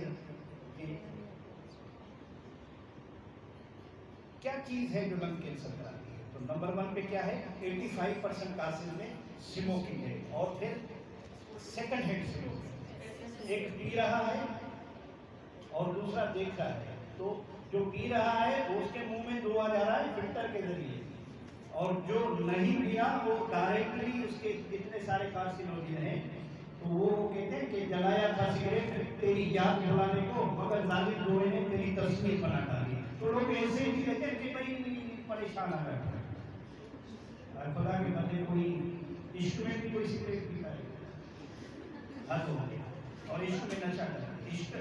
इश्क में मॉडिफिकेशन होनी चाहिए। लोग जब इश्क करते हैं, चोट खाते हैं तो वो डेवलपमेंट दुनिया के मशहूर तरीके, देखो फरार ने इश्क में चोट खाई नदी बहा, ठीक है। तो इस तरीके से हमारे यहाँ क्या होते हैं, सिर्फ हार्म का कंसेप्ट होता है। जब लव फेलियर होता है हाथ पे कट लगा दिया, खुदकशी कर दी, घर छोड़ दिया, माँ बाप को छोड़ दिया, हमारे यहाँ इसका नेगेटिविटी देते हैं। एयर पॉल्यूशन हमारे यहाँ एक कॉमन इशू है। उसके बाद फैमिली हिस्ट्री याद रखना, मैंने पहले वो पैथोफिजियोलॉजी में आपको दिखाया कि there are the certain genes which are responsible for the development of malignancy और फैमिली हिस्ट्री जिनकी स्ट्रांग है तो उसमें वो न्यूरोएंडोक्राइन तो टिपिकली फैमिली हिस्ट्री के साथ चलते हैं और genetic factors and environmental factors तो वो भी रिस्पांसिबल हैं मेलिग्नेंसी। रिस्क फैक्टर क्या है, तो रिस्क फैक्टर में पहले भी बात हो चुकी है, स्मोकिंग है, रेडान गैस है और एयर पॉल्यूशन है, इंडस्ट्रियल केमिकल्स है, फैमिली हिस्ट्री वगैरह, ये ही जो है पहले हम शो करते हैं। तो रिस्क फैक्टर की एक साइकिल है पूरी, radon, genetics, air pollution, asbestos और toxic work place, tobacco, second hand या एक्टिव और रेडिएशन था। ये मुख्य बहुत सारे ऐसे लोग हमारे तारीख में गुजरे हैं जो वहाँ काम करते थे जहाँ रेडियोथेरेपी या एटॉमिक एनर्जी सेंटर्स में, आखिर में उनको खुद को कैंसर। और उसकी एक मिसाल मैं देता हूँ कि कार्डियोलॉजी में एक प्रोफेसर है और फरिश्ता सिफत इंसान है कि अगर आपने लाइफ में कभी फरिश्ता देखना हो तो वो प्रोफेसर असदुल्लाह खुद, ये NICT कराची में होते हैं और बेहतरीन और नेक इंसान है और तालीम के लिए हमेशा पूछा। तो वो केटले में काम करते करते उस बेचारे को सेंस वही हो गया मेलिग्नेंसी के लिए। अब फिर उसने ट्रीटमेंट ली क्योंकि वो डॉक्टर था, अवेयरनेस थी, तो वो इनिशियली उसको डायग्नोसिस, उनकी स्क्रीनिंग होती है वहाँ जो एटॉमिक एनर्जी में काम करते हैं उनकी रेगुलर स्क्रीनिंग होती है इनकी रूटीन। तो ये सारे रिस्क फैक्टर। अब इसमें ये देखें कि 20% केसेस ऐसे हैं जिन्होंने कभी स्मोक तो नहीं किया और आफ्टर न्यूरोटोनिक म्यूटेशन, तो मतलब वो कहते हैं यार मैंने कभी सिगरेट ही नहीं पिया, मुझे क्यों हुआ, तो वो इडियोपैथिक या अननो। और जब भी आप इडियोपैथिक की बात करें तो काइंडली ये चीज़ नोट करना, इडियोपैथिक हमेशा लास्ट में रखेंगे। अगर आपसे पूछूं कि वोमिटिंग के कारण बताओ, आप कहो 20% इडियोपैथिक है, तो आप 20% लास्ट में बताओ, पहले बताओ gastritis, cholecystitis, hepatitis, drug induce गार्ड फिलान फिलान, पहले वो बताओ, और लास्ट में कहो कि 20% ऐसे केसेस भी होते हैं जिनमें काज का पता नहीं होता।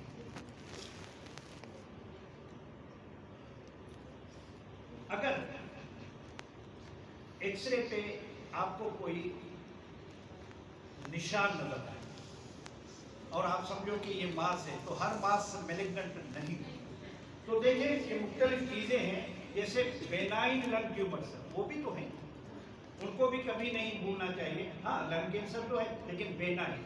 दूसरा पल्मोनरी आर्टरी एन्यूरिज्म, ये भी मास की तरह प्रेजेंट होती है, और ये लकोइड नमूनिया, एवी मेलफॉर्मेशंस, इन्फेक्शंस, लंग एब्सेस, ट्यूबरकुलोसिस, ये सारे इस तरीके से प्रेजेंट होते हैं। आप और एक जुमला याद रखना, X-ray is a shadow never a real image.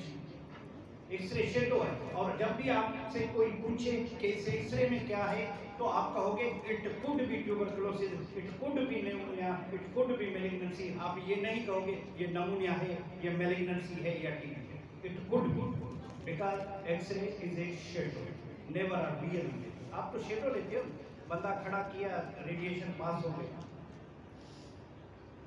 तो लंग कैंसर काजेज में tobacco, second hand air pollution, exposure, क्योंकि ये सारे देखो कितना बेहतरीन बीसीक्यू है। What are the early warning signs of a lung tumour? अब देखिए कि कफ, लेकिन परसिस्टेंट। हमारे यहाँ क्या होता है, लोग 6-6 महीने खांसते फिर भी नहीं मानते कि मुझे टीबी है। लेकिन अगर आप यूएसए या यूरोपियन कंट्री या ब्रिटिश कनाडा कहीं पे भी जाओगे, अगर आपने कहा कि मुझे खांसी है और वो 2 हफ्ते से ज़्यादा हो गए हैं और मैंने रूटीन एंटीबायोटिक ली है, तो वो कहेंगे डायरेक्टली जाके ट्यूबरकुलोसिस की टेस्ट करवाओ। Every cough more than 2 weeks should be suspected as a case of tuberculosis. लेकिन अगर उसके parallel every cough having duration more than 2 weeks with hemoptysis, with history of smoking, with old age should be suspected as case of CA lung। तो आप CA lung हेमाप्टासिस हो, clubbing हो, smoking हो, old age हो और persistent कफ हो और मोर than 2 weeks हो, तो वो मैलिग्नेंसी भी हो सकती है। तो इसी तरीके से शार्टनेस ऑफ ब्रीथ है, चेस्ट पेन है, ब्लड है, वेट लॉस है। वेट लॉस तो नमूनिया टीबी जो भी इनमें से वेट लॉस हो सकता है। नमूनिया में जब टॉक्सिक लेवल पे आ जाता है बंदा, तो उसमें भी वेट लॉस हो जाता है। If these symptoms last more than a few weeks, medical evolution is essential. अब एक परसिस्टेंट क्रॉनिक परसिस्टेंट एस्थमा भी होती है, वो उसमें रीज नहीं होते, हर वक्त खांसता रहता है, इस तरीके से खांसता रहता है, ये भी एक एस्थमा, इसको कहता है कफ वेरिएंट एस्थमा। तो साइन सिम्टम क्या है जब CA लंग हो? तो एक हेमाप्टासिस।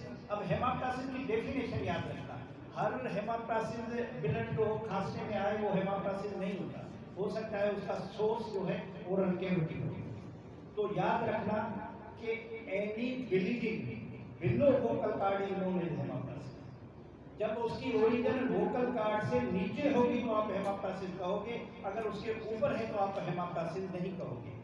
लेकिन हेमाटा इमेसिव क्या कहोगे कि any bleeding below oesophageal junction and above at the level of ligament of disease is known as the हेमाटा emissive.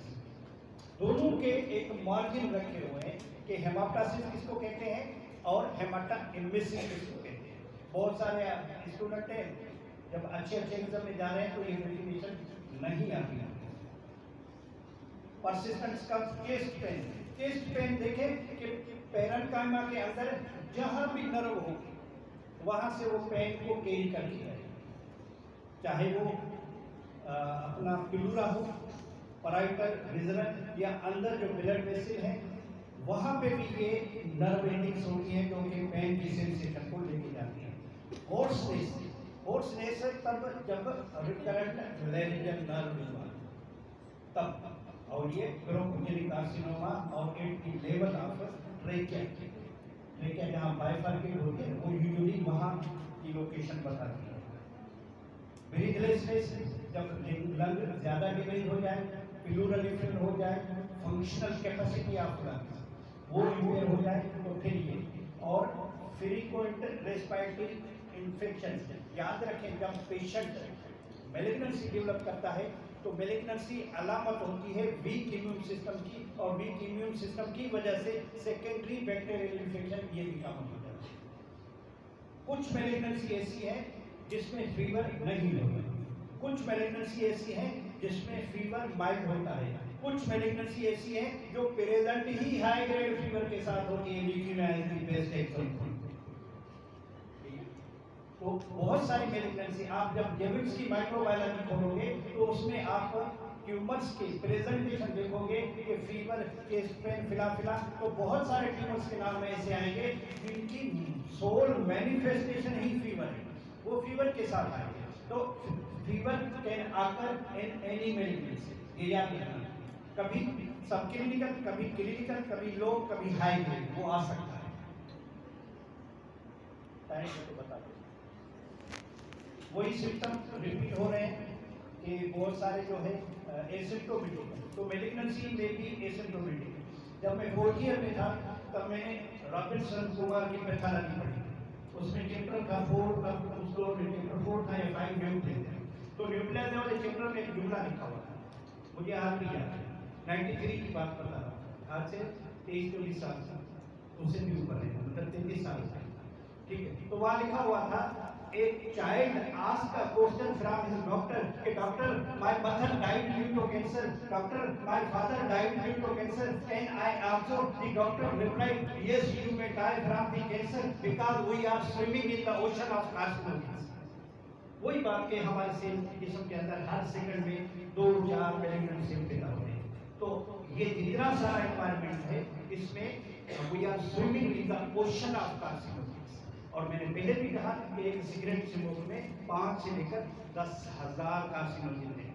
और दूसरी बात ये कि इस वक्त ये एक और भी ज्यादा इस वजह से हो गया, role of chemicals in the development of malignancy. आप ये जो प्लास्टिक यूज कर रहे हो, मिनरल वाटर वाली बोतल यूज कर रहे हो, आप देखें खाने के बर्तन प्लास्टिक वाले, चम्मच प्लास्टिक वाले, और वो जिसमें कैरी करता है वो भी प्लास्टिक वाले, तो इसके अंदर एक खतरनाक कंपाउंड होता है डायबेटोल, और डायबेटोल की ये प्रॉपर्टी है, इट इज स्ट्रॉन्ग कार्सिनोजेन। ये जो प्लास्टिक मिनरल वाटर, ये वो आप देखें इसमें एक स्मेल आती है थोड़ी सी, वो स्मेल तब आएगी जब एरोमेटिक अमाइन होगा जिसमें बेंजीन होगी। Benzene containing compounds are usually aromatics, ठीक है ना, वो बदबू या है खुशबू जो भी है वो फैलाते हैं। अच्छा, इसमें बोन पेन और हेडेक तब होता है जब बेड से। लोकल सिम्टम, सिस्टमिक सिम्टम, तो बात यह है कि मैलिग्नेंसी का कोई सिम्टम नहीं, मैलिग्नेंसी लोकल सिम्टम दे रही है, और मैलिग्नेंसी जो है वो लोकल सिम्टम्स में वही जो है वही रिपीट हो रहे हैं। सिम्टम्स कभी कभी लोकल इन्वेजन, जो मैलिग्नेंसी है इन्वेजिव है, तो फिर उसमें होर्सनेस, डिस्फेजिया, वो एसोफेगस को भी इफेक्ट करती है। एसोफेगस 2 तरीके से मुतासिर हो सकता है। पहला ये कि ट्यूमर की साइज इतनी बढ़ गई कि उसने कंप्रेस करना शुरू कर दिया, ठीक है। दूसरा, मेड्स लोकल जो हुए, लोड इन्वॉल्व हुए उसकी वजह से। तीसरा, जो मैलिग्नेंसी थी वो लोकली इन्वेजिव थी, उसने जाके एसोफेगस को इरोड किया, तो ट्रैंकियो और ब्रैकियो और एसोफेगस फिस्टुला के इसमें बन जाते हैं। और कभी कभी प्लूरल इन्फ्यूजन। मेड्स की वजह से क्या सिम्टम होते हैं, ब्रेन में चले जाए, बोन में चले जाए, लिवर में चले जाए, एड्रेनल में चले जाए, मेड्स तो कहीं पे भी जा सकते हैं। हेमाटोजेनेसिस, या कभी कभी कुछ ट्यूमर है जिनकी लिम्फेटिक स्टेज होती है, लोकल स्प्रेड, हेमाटोजेनेसिस और लिम्फेटिक, ये इस तरीके से स्प्रेड करते हैं। अच्छा, ये सवाल आता है अक्सर जब आप पोस्ट ग्रेजुएट लेवल पे चले जाओगे तो what are the paraneoplastic syndromes, ये टॉयलेट किस्म के होते हैं, इतने टॉयलेट किस्म के। लेकिन ये मुख्तलिफ ट्यूमर्स के साथ है, हर ट्यूमर के साथ टॉयलेट नहीं होती, कुछ किसके साथ कॉमन है, कुछ किसके साथ कॉमन है। तो इसी तरीके से देखें कि हाइपरकेल्सीमिया से लेकर कुशिंग से लेकर ईटिंग लेपर्ड और क्लबिंग ऑफ फिंगर्स, हाइपरटेंशन, ये मुख्तलिफ सिंड्रोम है जो पैरानियोप्लास्टिक से है। मतलब मैलिग्नेंसी कहीं और हो रही है, वहां से कुछ ऐसे केमिकल हार्मोन या इलेक्ट्रोलाइट सीक्रेट हो रहे हैं जो अपने डिस्टेंट इफेक्ट दे रहे हैं, तो इसको कहा जाता है पैरानियोप्लास्टिक सिंड्रोम। तो वो ये 6 आपको सिम्टम मिले तो आपको मैलिग्नेंसी का पहले सोचना। पहला क्या है, एक कफ दैट परसिस्ट वर्सेस और ब्लड आ रहा है, चेस्ट पेन, एसओपी, वीज, फटीग और अनएक्सप्लेन्ड बीटा। अब देखें ये सारे जो है नमूनिया में भी है, ये सारे टीबी में भी है और ये सारे मैलिग्नेंसी में। लेकिन याद रखना कि अनएक्सप्लेन्ड वेट लॉस, अनएक्सप्लेन्ड ये जरा थोड़ा सा डिफरेंट है। अनएक्सप्लेन्ड वेट लॉस का मतलब ये है कि आपके पास सबब भी न हो बताने के लिए कि जी मुझे कोई तकलीफ भी नहीं है फिर भी मेरा वजन बिगड़ रहा है। और यूजुअली ये जो इनिशियल स्टेज ऑफ हाइपरथायराइडिज्म है या इनिशियल स्टेज ऑफ जो है टाइप 1 टाइप 2 के उसमें से एसिम्प्टोमेटिक केसेस जो है वो 15% के करीब होते हैं और ये एडिनोकार्सिनोमा इसमें सबसे ज़्यादा होता है। साइड सिम्टम अभी जितने सारे हैं ये उनकी डिवीजन है और ये लोकल, सिस्टमिक और डिस्टेंट जो है ये सारे।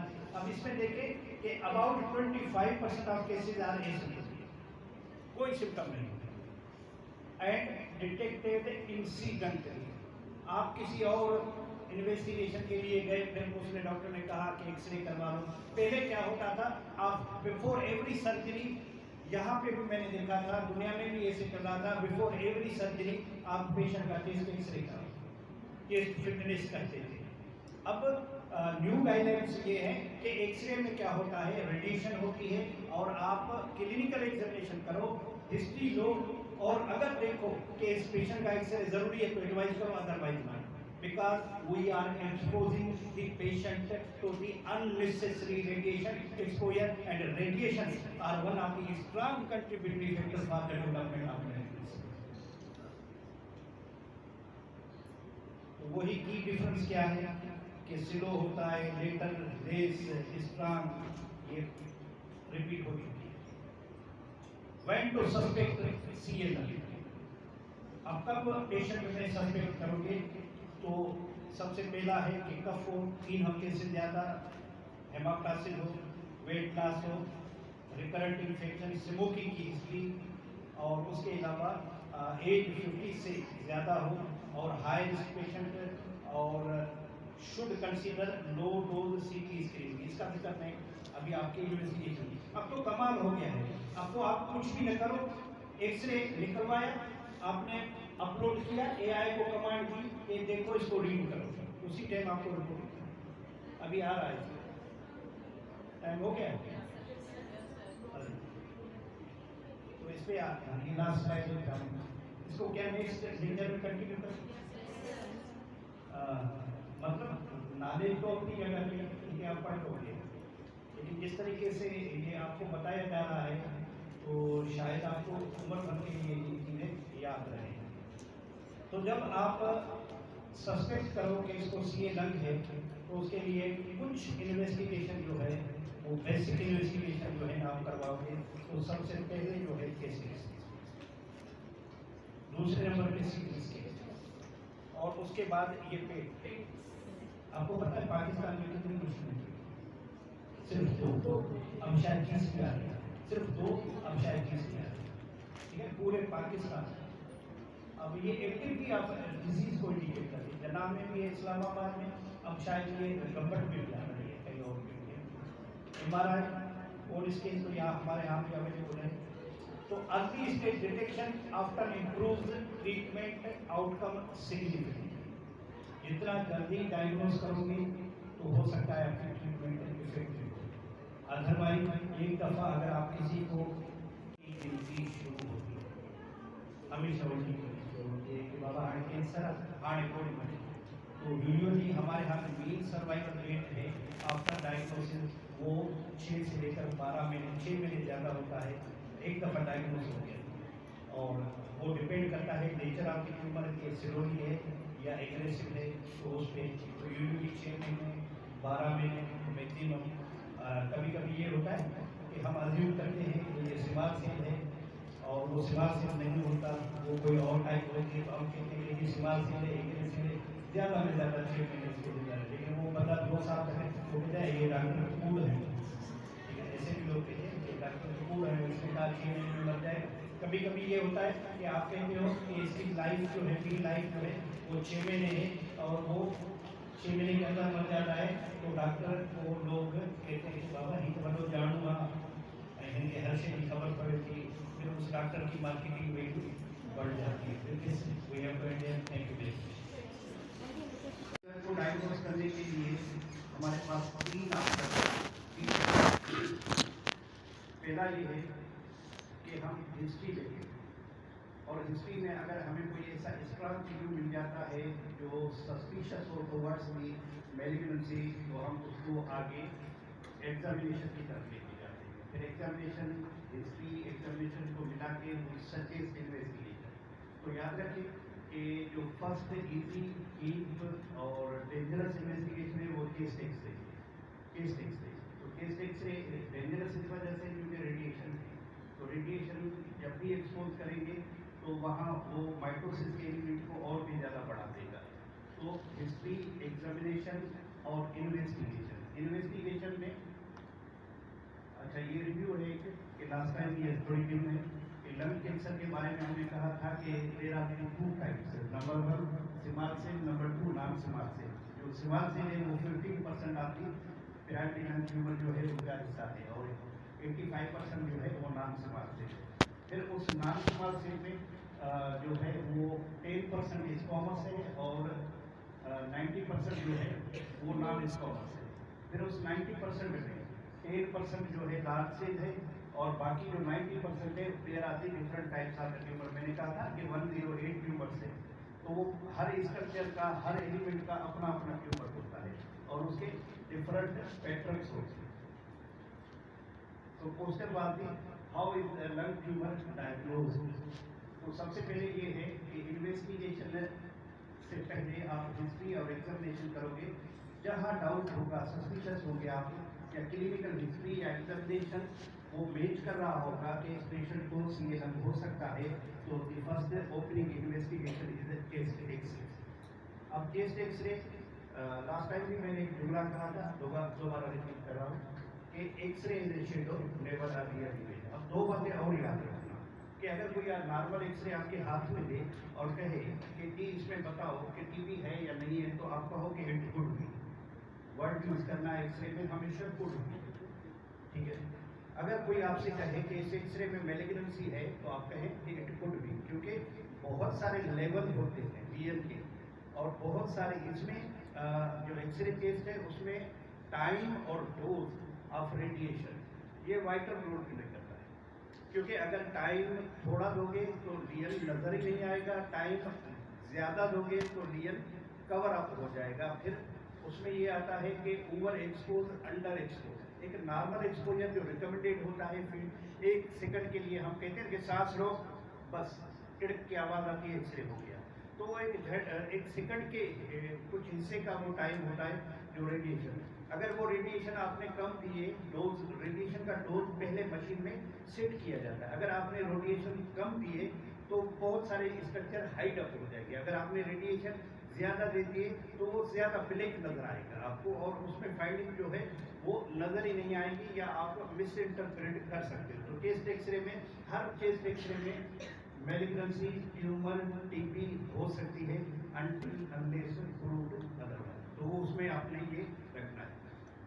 दूसरा ये है कि इसके बाद जो सेकंड इन्वेस्टिगेशन है, अगर आप सस्पेक्ट करते हो कि उसको सीए लंग है, तो आप सीटी स्कैन की तरफ चले जाओ।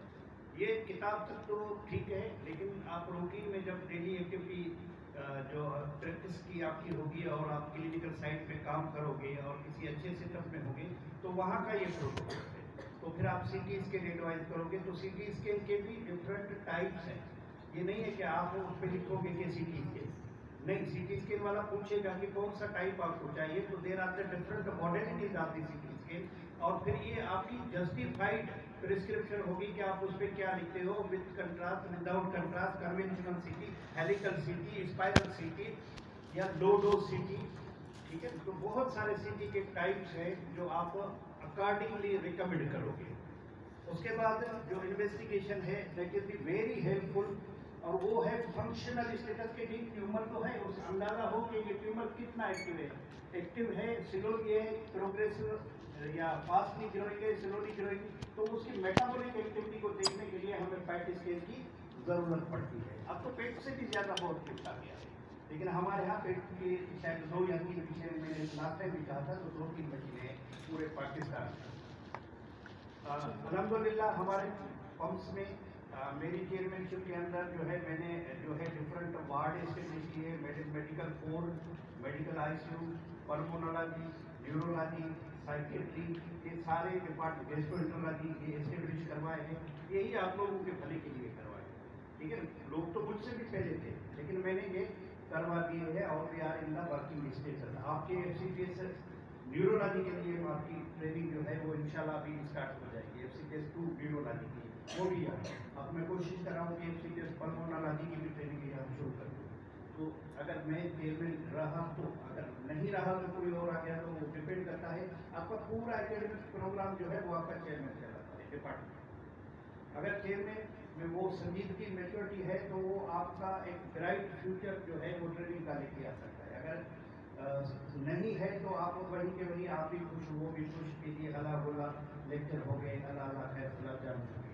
तो ब्रोंकोस्कोपी हमारे यहाँ शुरू हो चुकी है, और जब डॉक्टर नवीद सत्तार यहाँ थे, वो नवीद इनायत यहाँ थे, तो फर्स्ट टाइम हमने ब्रोंकोस्कोपी की थी ENT डिपार्टमेंट, और वहाँ उस पेशेंट को जैसे ब्रोंकस एक सेंसिटिव है स्ट्रक्चर है, उसको टच किया था और उसमें पेशेंट का BP शूट हुआ था। तो उसके बाद वही वो रुक भी गई, और उसके बाद जो है अब ये शुरू हो गई है, क्योंकि वो पेशेंट में कॉम्प्लिकेशन हुए तो सबको ही। और यहाँ बैकअप सेटअप है, अब बैकअप सेटअप है। बैकअप सेटअप ये है कि अगर किसी को कोई मतलब फिब्रिलेशन हो रही है, एट्रियल या वेंट्रिकुलर फिब्रिलेशन हो रही है, या किसी को कार्डियक अरेंजमेंट हो रही है, तो उसके लिए कोई ACLS या BLS का प्रोटोकॉल तो मौजूद हो, पहले नहीं था, अब मौजूद है। तो ब्रोंकोस्कोपी या लीनियल बायोप्सी तो कलेक्ट टिश्यू सैंपल, तो बायोप्सी गोल्ड स्टैंडर्ड टेस्ट होती है CLL, ये याद है। लेकिन आगे चलकर आपको एक चीज और नजर आएगी जिसको भी वो कहते हैं कि investigation of choice to diagnose the CLL, वो है CT टेस्ट। CT टेस्ट को भी वो रिकमेंड करते हैं कि अगर CT टेस्ट भी करवाते हो तो अच्छा। कभी कभी ऐसे सवाल जो है most of the time civil public service commission के जो लास्ट 2-3 पेपर हुए हैं वोमेन मेडिकल के और मैन के, वो मेरे लिखे हुए थे, तो उसमें भी कभी कभी कंट्रोवर्सी आ जाती है CT स्कैन और MRI के रिपोर्ट पे। तो उनको मैंने क्लियर कहा और बुक का रेफरेंस देके कहा था कि ये बुक में सही लिखा हुआ है, और इसका करेक्ट आपके सिविल पब्लिक सर्विस एमओशिप के जो एग्जाम है उनके पेपर भी आपकी यूनिवर्सिटी से ही बनते हैं। तो FCPS के पेपर भी ज़्यादातर जो है ना आपके पार्टनर के जो OST वगैरह FCPS के, वो आपके टीचर ही जाके वहाँ बनाते हैं, लेकिन कभी उनका एक क्वेश्चन होता है तो कभी 5 क्वेश्चन होते हैं। तो इस तरीके से ये चीज़ें सेफ भी होती है। आपके टीचर जो है भले आपको नजर ना आए, लेकिन they have the influence all over the Pakistan. अच्छा, ब्रोंकोस्कोपी के बाद जो है ब्रोंकोस्कोपी के जरिए आप बायोप्सी दे सकते हैं, ठीक है ना। उसके अंदर वो टूल फिट होता है जिसके जरिए आप बायोप्सी हो। उसके बाद MRI और बोर्ड स्कैन। MRI और बोर्ड स्कैन ये स्पेशली मेड्स को डिटेक्ट आउट करने के लिए करवाते हैं। CT ज़्यादा जो है वो अहमियत रखती है डायग्नोसिस के लिए, और उसके कॉम्प्लिकेशन को मॉनिटर करने के लिए बोर्ड स्कैन और MRI की जरूरत पड़ती है। और early stage detection after improve treatment outcomes significantly. जितना जल्दी डायग्नोस करोगे उतना ज़्यादा मरीज को फायदा होगा, और जितना लेट तो जाहिर है मेलिग्नेंसी किसी कानून को फॉलो नहीं करती। तो ये एक डिटेल्ड उसी स्लाइड का रिफ्लेक्शन है प्रीवियस का, कि आप इनिशियल असेसमेंट करते हो, हिस्ट्री एग्जामिनेशन इल्यूमिनेशन के जरिए, फिर आप रेडियोलॉजिकल इमेजिंग करते हो, कंट्रास्ट इनहांस सीटी इसके, ठीक है, वो बेहतरीन है, इसकी सेंसिटिविटी 81% तक चली जाती है। उसके बाद मेटाबॉलिक एक्टिविटी और स्टेजिंग के लिए आप पेट स्कैन जब आप कराओगे तो उसमें जहाँ जहाँ ट्यूमर एक्टिव होगा वो आपको हाईलाइट कर देगा। और पेट स्कैन में खास बात ये है कि वो कलरफुल इमेज देता है, colourful image. Tissue diagnosis bronchoscopy के जरिए या एंडोस्कोपिक एंडोब्रोंकियल अल्ट्रासाउंड, ये एक नई टेक्निक है, आगा खान में होती है। और ये भी इसके जरिए भी मतलब एंडोस्कोप के अंदर वो अल्ट्रासाउंड मशीन फिट होती है, उसका प्रोब फिट होता है, तो और वहाँ से भी वो ट्रांसफोरेंसिक बायोप्सी, वीडियो बायोप्सी, ये सारे इन्वेस्टिगेशन। एक और इन्वेस्टिगेशन है ये मीडियास्टिनोस्कोपी। ये मीडियास्टिनोस्कोपी की अहमियत तब होती है जब सेंट्रल ट्यूमर होते हैं। जब लंग्स के ट्यूमर की बात करोगे तो एक क्लासिफिकेशन आपको और मिलेगी, सेंट्रल ट्यूमर्स, पेरिफेरल ट्यूमर। तो मीडियास्टिनोस्कोपी जो है पेरिफेरल ट्यूमर्स के बजाय सेंट्रल ट्यूमर्स के लिए ज़्यादा मुफीद है फॉर द डायग्नोस्टिक पर्पज। उसके अलावा ये जो रिसेंट इन्वेस्टिगेशन से इनको कहा जाता है मॉलिक्यूलर टेस्टिंग। लास्ट टाइम मैंने आपको कहा था कि there are the certain gene mutations, तो उनको डिटेक्ट आउट करने के लिए कुछ मॉलिक्यूलर टेस्ट किए जाते हैं जो कि शायद हमारे मुल्क में हो या ना हो, लेकिन दुनिया में तो होती हैं। तो वो आप करवाएं और उससे आपको अंदाज़ा हो जाएगा। और स्टेजिंग के लिए ये वर्ल्ड वाइड एक्सेप्टेड सिस्टम है, tumour load mets TNM system, और ये डिटेक्ट करता है कि ट्यूमर किस स्टेज में है। और याद रखें कि ट्यूमर के जो फर्स्ट और सेकंड स्टेज है ये यूजुअली अगर आपने प्रॉपरली आइडेंटिफाई किया और गाइडलाइन के तहत उनको ट्रीट किया तो उस पेशेंट का 5 ईयर सर्वाइवल रेट 80-90% हो जाता है, कि मतलब वो लोग 5 साल के लिए 80-90% लोग 5 साल के लिए जिंदा रह सकते हैं। अगर वो प्रॉपर क्लासिफिकेशन नहीं हुई तो वो फेटल कॉम्प्लिकेशन अर्लियर हो सकते हैं। तो आई बात इमेजिंग स्टडीज में है कि ये ब्रीफ स्लाइड है, वो क्या कहती है कि चेस्ट एक्सरे फर्स्ट लाइन इसके लिए। अब यूएसए में जो लोग देंगे यूएसए में, तो वहाँ ये रूल आपको मिलेगा, following is the first line screening investigation. तो लोग क्या करेंगे कि कभी कभी वो CT स्कैन को, कभी किसी और इन्वेस्टिगेशन को, कभी साइटोलॉजी को क्लिक कर देंगे। तो आपने यूएसए में जो फ्लैश कार्ड आते हैं उसमें ये क्वेश्चन लिखा हुआ है।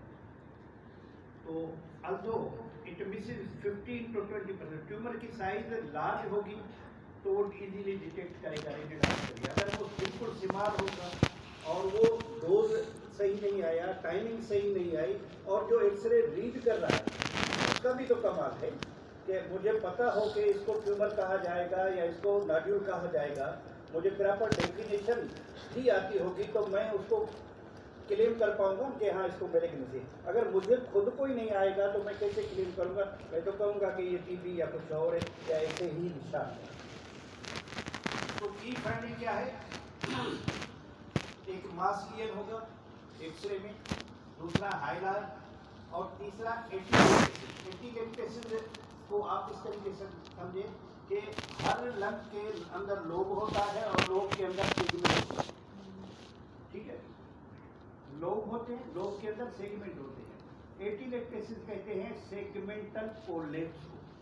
अगर कोई सेगमेंट वो कोलैप्स हो जाता है तो उसको एटीलेक्टेसिस कहते हैं। फिर उसकी अलग सब टाइप से जब आप डिटेल में जाओगे। उसके अलावा पिलुरल इफ्यूजन, मैलिग्नेंसी में प्रेजेंट विद पिलुरल इफ्यूजन, और ये जो पिलुरा है तो वहाँ उसका प्राइमरी ट्यूमर हो तो वो भी पिलुरल इफ्यूजन के साथ, और प्राइमरी ट्यूमर अगर लंग पेरेंकाइमा का हो तो वो भी पिलुरल इफ्यूजन के साथ आ सकता है। आगे चलकर इसका एक्सरे भी आता है तो आप देख लेना कि वो किस तरह से आता है। CT टेस्ट विद कंट्रास्ट, मैंने कहा कि बायोप्सी जो है वो गोल्ड स्टैंडर्ड है, लेकिन आप देखो मेरे ही अपनी बात में कंट्रोवर्सी है कि गोल्ड स्टैंडर्ड डिटेक्शन एंड स्टेटिंग जो है वो CT। तो जाहिर है वक्त के साथ अब इसमें जो करेक्ट आंसर है वो दोनों करेक्ट आंसर है। इन्वेजिव जो है वो बायोप्सी गोल्ड स्टैंडर्ड है, नॉन इन्वेजिव में CT, तो दोनों अपनी जगह पे सही है। अगर आप उसको प्रॉपर एंगल से देखोगे तो आपको इन्वेजिव में गोल्ड स्टैंडर्ड बायोप्सी नजर आएगी और नॉन इन्वेजिव में गोल्ड स्टैंडर्ड आपको सीटी नजर आएगी। और ये क्या करती है सीटी, एक तो ट्यूमर का साइज और लोकेशन बताती है, दूसरा लिम्फ नोड अगर इन्वॉल्व हो तो बताती है, और तीसरा अगर मेड्स हो गए हैं तो वो बताती है। सीटी का ये फायदा है।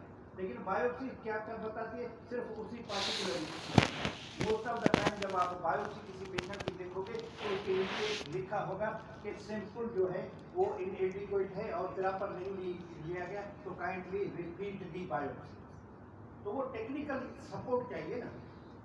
जो बंदा कर रहा है बायोप्सी उसको तो पता होना चाहिए कि मैंने ये जो टिश्यू लिया है वो एबनॉर्मल लिया है और एग्जैक्टली उस जगह से लिया है जहाँ ये लियन था। होता ये है कि वो लियन से नहीं लेता, कहीं नॉर्मल साइज से, और वो बायोप्सी डिक्लेयर हो जाती है। तो हमेशा ये टेक्निक। लेकिन सीटी में क्या होता है कि सीटी में रिपोर्टिंग का इशू होता है। अब आने वाले कल में ये सीटी की रिपोर्टिंग का इशू ये भी सॉल्व हो जाएगा एआई की हेल्प से। तीसरी जो चीज है वो पेट सीटी। अब इन लोगों ने क्या किया कि पेट स्कैन को सीटी स्कैन को कंबाइनली करके एक इन्वेस्टिगेशन में दोनों मशीन को कनेक्ट करके और इमेजेस लेना शुरू कर दिए। तो ये क्या करती है, मेटाबॉलिक एक्टिविटी असेस करती है और डिस्टेंस मेटास्टेसिस। क्योंकि अगर डिस्टेंस मेटास्टेसिस हो गए तो ट्रीटमेंट प्लान ही चेंज हो जाएगा। उसके अलावा ये FDG avid lesions differentiates benign versus malignant nodules. कभी कभी ये जो इन्वेस्टिगेशन है आप जब इसके इमेजेस लोगे तो आपको अंदाजा हो जाएगा। शुरू में ये होता है कि हमारे यहाँ क्या होता है कंसेप्ट, अगर लिवर के अंदर कोई नोड्यूल भी है तो हम कहते हैं हो इसको हेपाटोसेलुलर हो गया, मिसइंटरप्रेट करते हैं। तो ये होता है कि जब आप ये इन्वेस्टिगेशन कराते हो तो इवन आफ्टर अ केयरफुल या एक्सपर्ट ओपिनियन आप डिटेक्ट आउट कर सकते हो कि हाँ इसको मैलिग्नेंसी है या इसको बेनाइन लियन है कोई। तो इवन ये इसका फायदा ये है कि आप क्लियर कट इसको डायग्नोस भी कर लेते हैं। अब देखिए ये वाला ये एक ये हाइलम है दोनों साइड का। ये राइट वाला थोड़ा लो होता है, लेफ्ट वाला थोड़ा अप होता है हाइलम, याद रखें। तो ये हाइलम के नीचे एक बड़ा सा लियन व्हाइटिश ओपेसिटी नजर आ रही है। अब इसको आप कहोगे कंसोलिडेशन। क्या कहोगे? कंसोलिडेशन। अब जब भी आप वर्ड कंसोलिडेशन यूज करोगे तो इसका मतलब ये जो सुनने वाला है उसको तीन मतलब जाएंगे। पहला ये कि ये कंसोलिडेशन से मुराद नमूनिया है, दूसरा ये कि कंसोलिडेशन से मुराद टीबी है, तीसरा ये कि कंसोलिडेशन से मुराद मैलिग्नेंसी या ट्यूमर है, ट्यूमर बेनाइन या मैलिग्नेंट कोई भी। तो कंसोलिडेशन से ये तीन मुराद। तो अब ये जो सारी स्टोरी है, मैंने कहा ना कि ये लियन है, मैंने आपको कहा कंसोलिडेशन है। अब आप मुझे बताएं ये क्या है? ये तो आप वर्ड यूज करोगे कुड बी। अगर आपके पास हिस्ट्री है तो फिर आप चेंज करोगे। अब जैसे हिस्ट्री चेंज होती है, patient young age patient with high grade fever with case present, और वही patient with low grade fever, ठीक है, weight loss. It could be a patient 65 year old with weight loss and with strong history of cirrhotic and chalabic and hemoptysis malignancy। तो इसी तरीके से जब भी आप किसी भी एक्सरे को रीड करो, किसी भी ईसीजी को रीड करो, किसी भी इन्वेस्टिगेशन को रीड करो, हमेशा उसको क्लिनिकल सीनियर में अगर खाली आपसे पूछता है तो आप अपनी सजेशन दे दो कि ये लियन है और इसमें बहुत सारी पॉसिबिलिटी हो। लेकिन अगर आपने डायरेक्टली ये तो मुझे टीबी लग रहा है, हो सकता है आपका तुक्का सही लगे, ठीक है। डॉक्टर डालो तो जाने इससे ऋषि बुझाई चली तो टीबी है, तो इससे आपकी वैल्यू भी हो जाएगी, मार्केट वैल्यू भी बढ़ जाएगी। लेकिन अगर वो गलत हुआ तो फिर मार्केट वैल्यू निकलते, उसको तो पता ही नहीं चला, इतना बड़ा लियन था, वो कह रहा था कि नमूनिया है, टीबी है, वो तो कैंसर था, तो आपकी मार्केट वैल्यू अप और डाउन जाएगी। तो केयरफुल रिपोर्टिंग कीजिए, केयरफुल कमेंट्स कीजिए, क्योंकि आपके कमेंट्स के पीछे जो है वो लोग मिसगाइड हो जाएंगे। आपने कहा कि एक मुझे याद है एक पेशेंट था, उसकी क्रिएटिनिन आ गई ले बेरर की वजह से 12। अब 12 क्रिएटिनिन हो तो डायलिसिस की तो जरूरत पड़ेगी, ठीक है। तो पेशेंट को रेफर कर दिया स्वीट वाला। ड्यूटी डॉक्टर जो था, तो वहाँ जब वो गया उन्होंने क्रिएटिनिन रिपीट की तो वो आ गई 1.2। ठीक है, अब मुझे बताओ कि यहाँ से जो 8,000 एम्बुलेंस के करके गया और 8,000 एम्बुलेंस के करके आया, तो वो कहीं पे भी महफिल में मिलेगा आपकी नेकी नहीं करेगा, गले नहीं करेगा उम्र भर कि यहाँ के डॉक्टर। अच्छा, उसकी वजह से पूरे इंस्टीट्यूट को बताओ, यहाँ तो कुछ आता ही है। अब ये जो DIP खुली है उसका भी ये हाल, वहाँ पे भी अल्ट्रासाउंड मेरा गला असल में खराब हो जाता है जब वो वॉइस बोल्ड है तो सूख हो जाता है। ये अदा है, इसको थोड़ा सा नाम क्या है, हाँ थोड़ा पानी भी दिया। ओके जी, तो ये है लियन, और इसको इसमें आप ये सेंट्रल लियन है, तो इसमें आप स्पूटम की वेट ले सकते हैं, ब्रोंकोस्कोपी की वेट ले सकते हैं। ठीक है, तो यहाँ एप्रोप्रिएट है जो एडिंग इन्वेस्टिगेशन होंगी वो होगी। अब ये देखिए ये लियन है। अब ये कॉमन साइट है ट्यूबरकुलोसिस, वेरी कॉमन, ठीक है। लेकिन अगर ये एक्सरे खाली हो तो वही बात होगी कि मुझे इस पेशेंट की हिस्ट्री चाहिए, इस पेशेंट की एग्जामिनेशन फाइंडिंग चाहिए, फिर जाके मैं इसको रिलेट करूंगा। अगर ये एक्सरे कोई कॉमन देखे तो ये कॉमन साइट है ट्यूबरकुलोसिस की, लेकिन ये कॉमन साइट है सुपीरियर सर्कस ट्यूमर की, ये कॉमन साइट है एंकाइलोजिक स्पॉन्डिलोलाइटिस की।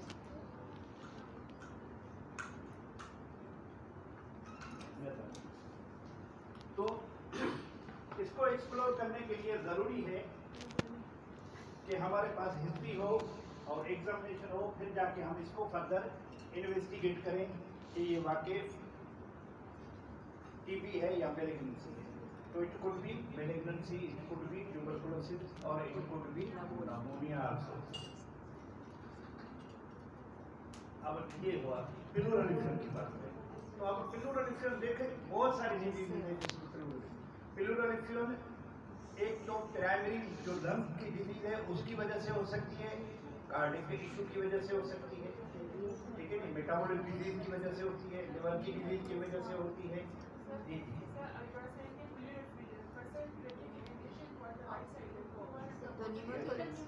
इसका ब्यूटीफुल आंसर होना चाहिए। ये एक्सरे जो है ना, इस मल्टीमीडिया की वजह से इसे नजर आ रहा है, ये साइड पूरी वाइट है, ठीक है। मैं अभी आपको इसका आंसर दे देता हूँ, आपको समझेगा। जब लार्ज प्लूरल इन्फेक्शन होती है तो जो लंग है वो कोलैप्स हो जाता है, और जिस साइड पे कोलैप्स होगा उस साइड पे सेम साइड, तो ये इनसाइड, तो इस साइड का जो पूरे का पूरा पल्मोन है वो कोलैप्स हो गया और इसने ट्रेकिया को अपनी तरफ खींचना शुरू कर दिया, ठीक है। तो ये इसका आंसर है कि जहाँ कोलैप्स होता है तो वहाँ वो खींचा होता है। अच्छा, ये देखिए जरा, ये देखिए हाइपरवेंटिलेटर लगे पे ये एयरफुल है, ये केवटी, ये मल्टीपल लगे एक्सेस। अब ये केवटी जो है ये टीबी में कॉमन है, लेकिन जो एटिपिकल नमूनिया है उसमें भी कॉमन है, लेकिन जो एल्वुलर सेल कार्सिनोमा है उसमें भी कॉमन है, लेकिन जो फंगल इन्फेक्शन है उसमें भी कॉमन है, लेकिन ये जो वैगनर्स ग्रेनुलोमेटोसिस है उसमें भी कॉमन है। तो lot of the causes of the cavity in the X-ray. तो आपने हमेशा इसको अगेन रिलेट करना है with the clinical presentation of the patient. ये कैविटी नजर आ रही है, और यूजुअली ये कैविटी विद एब्सेस है, एयर फ्लूइड लेवल, लेकिन ऊपर देखें कि आपको एयर का जो ब्लैक शेडो है वो नजर नहीं आ रहा। तो मोस्ट ऑफ द टाइम क्या होता है कि हम ये शेडो देख के कहते हैं ये एब्सेस है। हाँ, हो सकता है ये एब्सेस को जो पीछे वाला नॉर्मल टिश्यू है या एबनॉर्मल टिश्यू है वो ओवरलैप करता हो, और ये आर जो है आपको इस तरीके से वो ब्लैक शेडो इसका क्लासिकल नजर नहीं आता होगा। जरा देखिए, ये देखिए। अच्छा, वो जो पुराने वाले एक्सरे होते थे ना, उसमें डॉक्टर क्या करता था, अपना थंब जो है इस हाइलम पे रखता था। अगर हाइलम की साइज और थंब की साइज, हाइलम उसको मतलब थंब उसको छुपा देता था तो कहता था हाइलम नॉर्मल है, लेकिन अगर हाइलम की साइज थंब से बाहर जा रही होती है तो कहता था कि हाइलार इनलार्ज है। अब ये क्या हो सकता है? यस, इट शुड बी मास। तो थोड़ा सा मैंने कहा ना कि लंग की एनाटॉमी जो है वो वाइटल रोल प्ले करती है। है। तो हाइलम में है क्या? हाइलम में आर्टरी है, हाइलम में वेन है, हाइलम में नर्व है, हाइलम में लिम्फेटिक है, हाइलम में ब्रोंकस है, हाइलम में ब्लड वेसल्स है। तो बहुत सारे स्ट्रक्चर है हाइलम में। तो इट कुड भी, आप कह सकते हो इट कुड भी, जो आपको क्लिनिकल सीजर में फिट लगे। अब ये देखिए, ये बायलेटरल आ गया।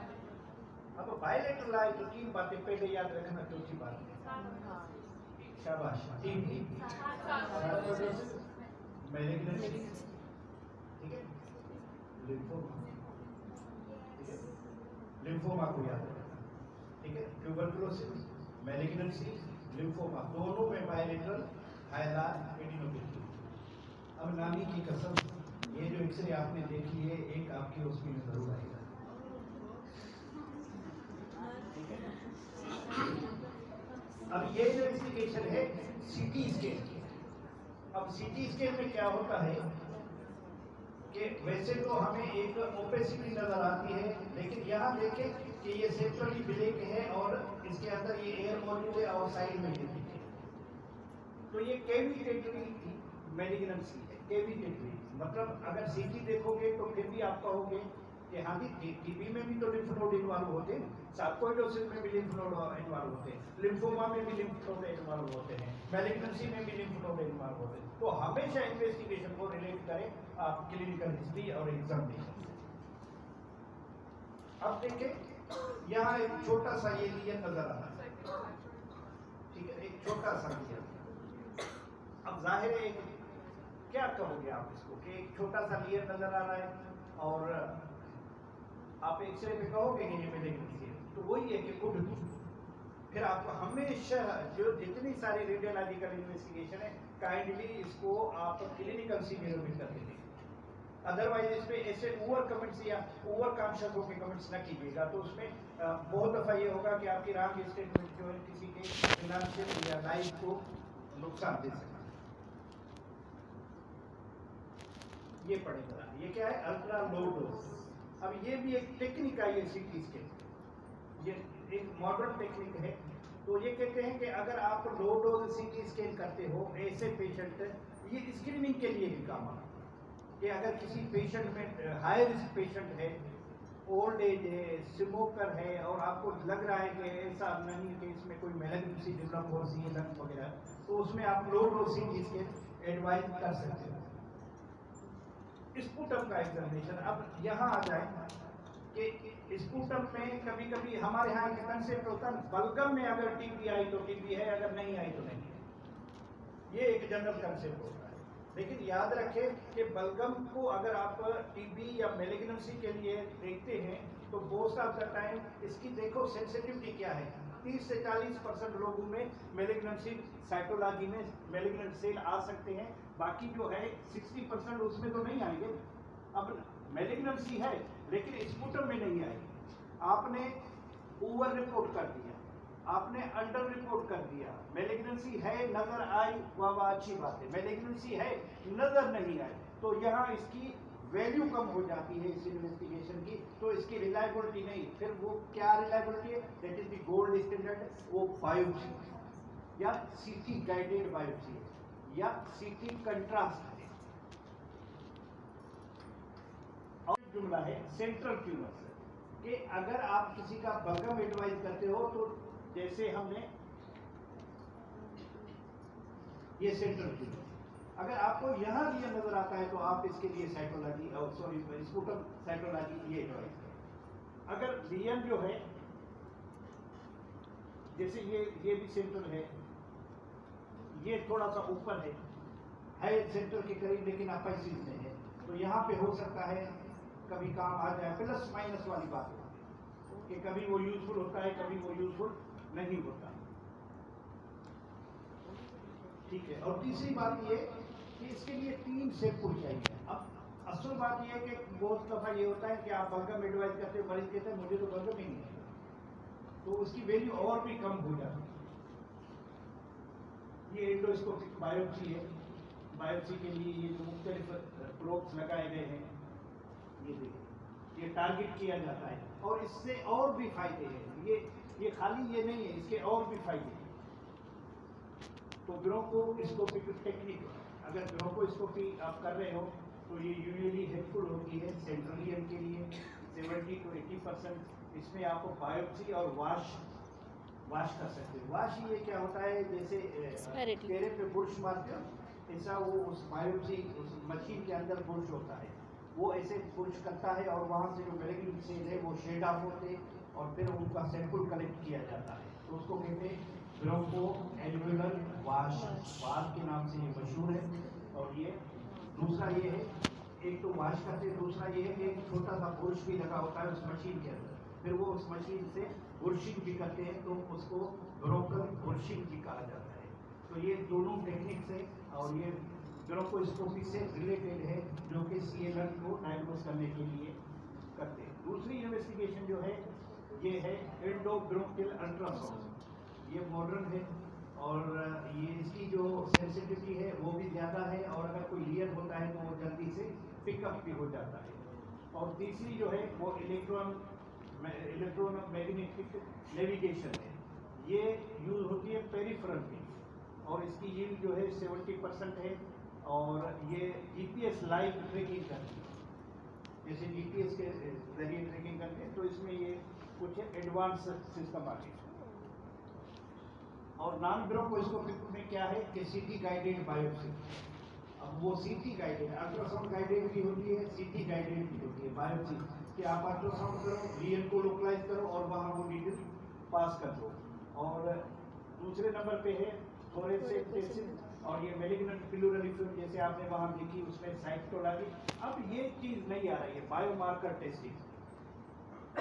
इसके लिए एक जनरल कंसेप्ट था कि कहते हैं कि हर ट्यूमर का मार्कर होता है, मेजॉरिटी कोई वो ट्यूमर जब एक्टिव होता है तो कोई ना कोई अपनी निशान छोड़ता है, तो उसको बायोलॉजिकल ट्यूमर मार्कर कहा जाता है। जैसे लिवर के लिए अल्फा फिटोप्रोटीन, पैंक्रियाज के लिए, इंटेस्टाइन के लिए, ठीक है। तो इस तरीके से मुख्तलिफ ट्यूमर ओवरी के लिए तो वो मार्कर जो है वो आइडेंटिफाई। तो आप कहते हैं कि ये मार्कर पे हमें फोकस करना चाहिए कि कोई ऐसा मार्कर है जो ऑथेंटिक हो CLN के लिए, तो वो डायग्नोसिस में इंक्लूड किया जाए।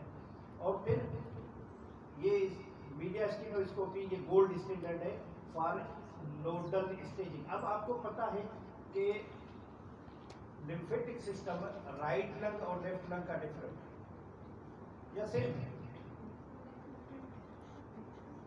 डिफरेंट है सर। ड्रेनेज एजाइगस में करती है, सेम है डिफरेंट है? डिफरेंट है कैसे डिफरेंट है सर। ड्रेनेज एक साइड में एजाइगस पेन में, तो राइट लंग की ड्रेनेज अलग है और लेफ्ट बाकी बॉडी की अलग है, ऐसे ही होता है। Yes, थोड़ा सा sir. गौर करोगे तो एनाटॉमी याद आ जाएगी, ठीक है ना। राइट थोड़े से ओके जी। तो ये मीडिया स्टेनोस्कोपी, तो याद रखें कि ज्यादातर जो लिम्फ नोड हैं वो मीडिया स्टेनम के पास है, सेंट्रल पोजीशन पे। तो वहाँ से वो यहाँ से एक छोटा सा लिंक देके और मीडिया स्टेनम के अंदर घुस जाते हैं मशीन के जरिए, कैमरा के जरिए, और डायरेक्टली वो विजुलाइज करते हैं मीडिया स्टेनम। और उसके लिए एक अलग सी मशीन आती है जिसको कहा जाता है मीडिया स्टेनोस्कोप।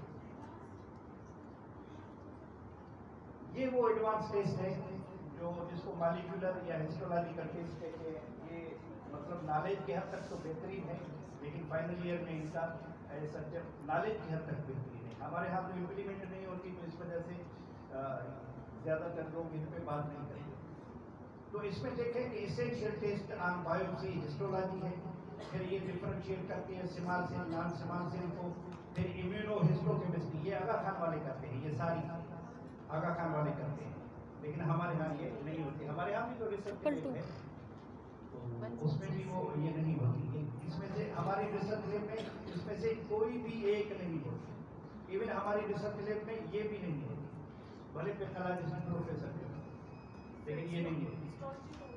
हिस्टोलॉजी होती है लेकिन टाइपिंग नहीं होती। पाकिस्तान में भी नहीं होती सर? पाकिस्तान में होती है, इतने सारे वेल डेवलप्ड सेक्टर से वहाँ होती है। अब लम्स जो है हमसे आगे जा रही है, लम्स बहुत ज़्यादा हमसे आगे जा रही है।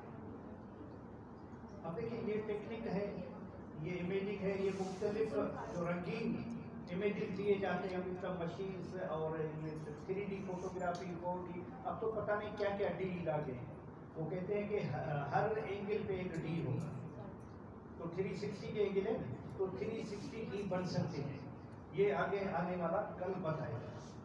और ये देखें ये लिया डिस्प्ले, तो ये मुख्तलिफ कंप्यूटराइज इमेजेस जो है ये मशीन के जरिए और डिफरेंट AI टूल्स के जरिए ये बनाए जाते हैं। अब ये मॉडर्न वर्ल्ड में मॉडर्न टेक्नोलॉजीज आने वाली है। अब ये देखो ये पढ़ो ऊपर सिमार AI टूल, ठीक है। आपने एक्सरे अपलोड कर दिया AI पे और उससे कहा कि जी मुझे रीड आउट कर दो, तो एक्सरे वहाँ AI पे मुख्तलिफ जो है वो फिल्टर्स भी लगे होते हैं और मुख्तलिफ जो है एड इंस्ट्रूमेंट उनकी रीडिंग के तरीके वो भी लगे होते हैं। तो AI ने नॉर्मली अगर ये एक्सरे देखा जाए तो उसमें डाउटफुल लीजन नजर आएंगे, लेकिन AI ने ये मल्टीपल लीजन जो है इसके डिटेक्ट आउट किए कि ये भी एबनॉर्मल है, ये भी, उसने एबनॉर्मल लीजन को लोकेट किया। तो अब वो पहले कहते थे ना कि डॉक्टर रीड करेगा और आने वाले कल में AI रीड करेगा कि आप इसको एक्सरे को अपलोड करो AI पे और वो आपको रीड करके दे। इसके लिए वो प्रॉपर अलग सॉफ्टवेयर है। AI के जनरल होता है जिसमें टेप्स वगैरह होती हैं, लेकिन हर पिक्चर का एनालिसिस वो अलग होता है जो आने वाले कल में होगा। अब ये भी देखें कि इसमें भी ये एक कलरफुल मॉडल आ रहा है और इसमें ये भी नजर आ रहा है। तो ये भी AI है। दुनिया चेंज हो रही है और हमारे यहाँ आज भी एक्सरे जो है मोबाइल में पेशेंट को दे रहे हैं कि जाओ मोबाइल में। अब मैं कह रहा हूँ कि पेशेंट की मोबाइल में AI भी हो, ChatGPT हो और उसे कहें कि आप खुद जाके रीड करो, डॉक्टर को मत। ये देखिए ये नया टूल है CT ऑन्कोलॉजी इंजन, ये भी कलरफुल इमेजेस दे रहा है और इसमें ये देखिए ये कार्बनियम है। तो इस तरीके से बोन वेट्स है उसके लिए भी इसको यूज किया जाएगा आगे चलकर। तो they are very helpful additional tools for diagnosis. ये वो बुनियादी बात है जिसपे आप ट्यूमर का ट्रीटमेंट चलाते हो, जिसको कहा जाता है TAM स्टेजिंग। ये इसेंशियल है, इसके बगैर आप किसी भी ट्यूमर को CLN की किसी भी टाइप के ट्यूमर को ट्रीट नहीं कर सकते। तो उसमें कुछ पैरामीटर्स हैं कि पहला ब्रेन की MRI होनी चाहिए। अच्छा, इसमें ब्रेन की MRI के लिए ये भी बता दूं कि अगर आपने CLN डायग्नोज कर लिया तो आप उसको एक क्रेनियल रेडिएशन जरूर दोगे, क्योंकि ज्यादातर जो ब्रेन CLN के वेट्स हैं वो ब्रेन की तरफ चले जाते हैं ज्यादातर बॉडी में, और वेट्स कहीं पे भी जा सकते हैं, लेकिन ज्यादातर जो उनकी लोकेशन है वो ब्रेन के अंदर ये चले जाते हैं। दूसरा ये है बोन स्कैन करना बिफोर ट्रीटमेंट। बोन स्कैन से ये फायदा होता है कि अगर वो ट्यूमर अपनी प्राइमरी साइड छोड़ के कहीं बोन में वेट्स करता है तो वो डिटेक्ट आउट हो जाएगा। तीसरा ये है कि एब्डोमिनल CT या MRI कराएं ताकि लिवर और एड्रेनल में लंग के जो वेट्स है वो कॉमन है। और पल्मोनरी फंक्शन टेस्ट कराएं कि आया आप जो ट्रीटमेंट दोगे तो उसका पेशेंट का फंक्शनल स्टेटस क्या है। पल्मोनरी फंक्शन टेस्ट ये मुख्तलिफ जो छोटी छोटी टेस्ट है उनका कॉम्बिनेशन होता है और ये प्री रिक्विजिट है before start of the therapy. पेरान्यूप्लास्टी को कभी भी ना भूलें। CLN पेरान्यूप्लास्टी का मतलब है एक तो कैंसर और दूसरा उसमें से केमिकल या लोकल जो इफेक्ट देता है उसको पेरान्यूप्लास्टिक कहा जाता है। तो उसमें मुख्तलिफ चीज़ें जैसे सोडियम पे इफेक्ट है, कैल्शियम पे इफेक्ट है और कार्टिसोल पे इफेक्ट है। तो पेरान्यूप्लास्टिक में स्याड भी होता है और इसमें जो है हाइपरकेल्सीमिया और इसमें कुशिंग सिंड्रोम भी हो सकता है, secondary Cushing syndrome. Cushing syndrome हमेशा सेकेंडरी होता है। तो ये मुख्तलिफ पेरान्यूप्लास्टिक सिंड्रोम है। अब कभी कभी ये टेबल आपकी इस तरीके से हेल्प करेगी कि आपने कोई पेरान्यूप्लास्टिक लीजन देखा तो आपको अंदाजा हो जाएगा कि इसका प्राइमरी ये हो सकता है। इसको रेट्रोग्रेड आप जाओगे, जैसे आपने सुपीरियर वेना केवा देखा तो आप देखें कि सुपीरियर वेना केवा में कौन से आते हैं, स्मॉल सिंगल्स, ठीक है। अगर आपने पैराथायराइड देखा तो देखें कि स्क्वामस है। अगर आपने हॉर्नर देखा तो स्क्वामस, पेनकोस तो स्क्वामस। अगर आपने क्लबिंग देखी और हाथों में जो ग्रेड 4 ऑस्टियोआर्थ्रोपैथी देखी तो आपका डायग्नोसिस एडिनोकार्सिनोमा की तरफ। अगर ये पेशेंट गायनिकोमेशिया है तो ये लाल से। तो इस तरीके से आप रेट्रोग्रेड जाओगे कि डिस्टेंट सिम्टम देखा और उसको ट्रेस किया बैकवर्ड कि हाँ जी प्राइमरी ये हो सकता है क्योंकि इसकी कॉमन क्लिनिकल मैनिफेस्टेशन ये है। स्टेप वाइज समरी इसकी क्या है अप्रोच की कि एक्सरे कराओ, सीटी कराओ, ब्रोंकोस्कोपी, मॉलिक्यूलर टेस्टिंग, स्टेजिंग करो, प्री ट्रीटमेंट असेसमेंट करो, पल्मोनरी फंक्शन और पेशेंट की परफॉर्मेंस देखो कि उसका फंक्शनल क्या वो डोज टॉलरेट कर पाएगा, सर्जरी टॉलरेट कर पाएगा, कीमियो रेडिएशन टॉलरेट कर पाएगा। ऐसा ना हो कि आपके फर्स्ट डोज से पेशेंट जो है वो चल बसे।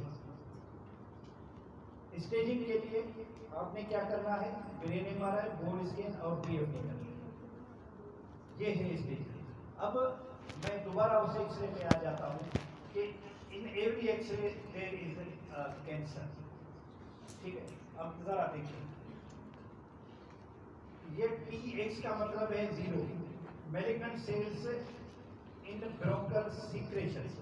ये कोई डिटेक्ट आउट नहीं करता। हमारे यहाँ सिस्टम जरीफी ये है, स्क्रीनिंग का प्रोग्राम है तो नहीं, तो अब स्क्रीनिंग का नहीं है तो हमारे यहाँ यूजुअली ये होता है कि जब पेशेंट सिम्टोमेटिक होता है तब जाके हम इन्वेस्टिगेट करते हैं। अदरवाइज रूटीन में कोई स्क्रीनिंग है, ये BC तो है ही नहीं कि किट पे आपने चेक कर लिया।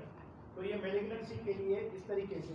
दूसरा है कार्सिनोमा इन सिटू, ये भी यूजुअली एक्सरे पे नजर नहीं आता। और T0 में नॉन एविडेंट है, T1 में लेस देन 3 सेंटीमीटर या उससे लो बार जो है या डिस्टल एयरवे में कोई लीयर नजर आए तो ये यहाँ हो सकता है कि आपकी ये जो लो डोज CT स्कैन हमने आपको इन्वेस्टिगेशन बताई वो हेल्प करे T1 को इंक्वायर करने के लिए। उसके बाद जो है ये CT स्कैन इस पूरे में आ जाएगी, पूरे में CT MRI या CT पेट, ये सारी बोन स्कैन, ये सारी यहाँ फिट हो जाएगी।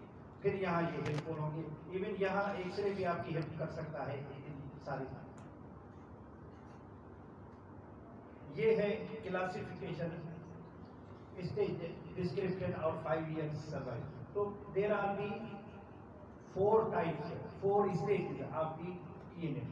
उसमें पहले स्टेज में क्या है कि ट्यूमर लोकलाइज होता है और सिफाल होता है, तो इसमें 5 साल जिंदा रहने का चांस जो है 80% है।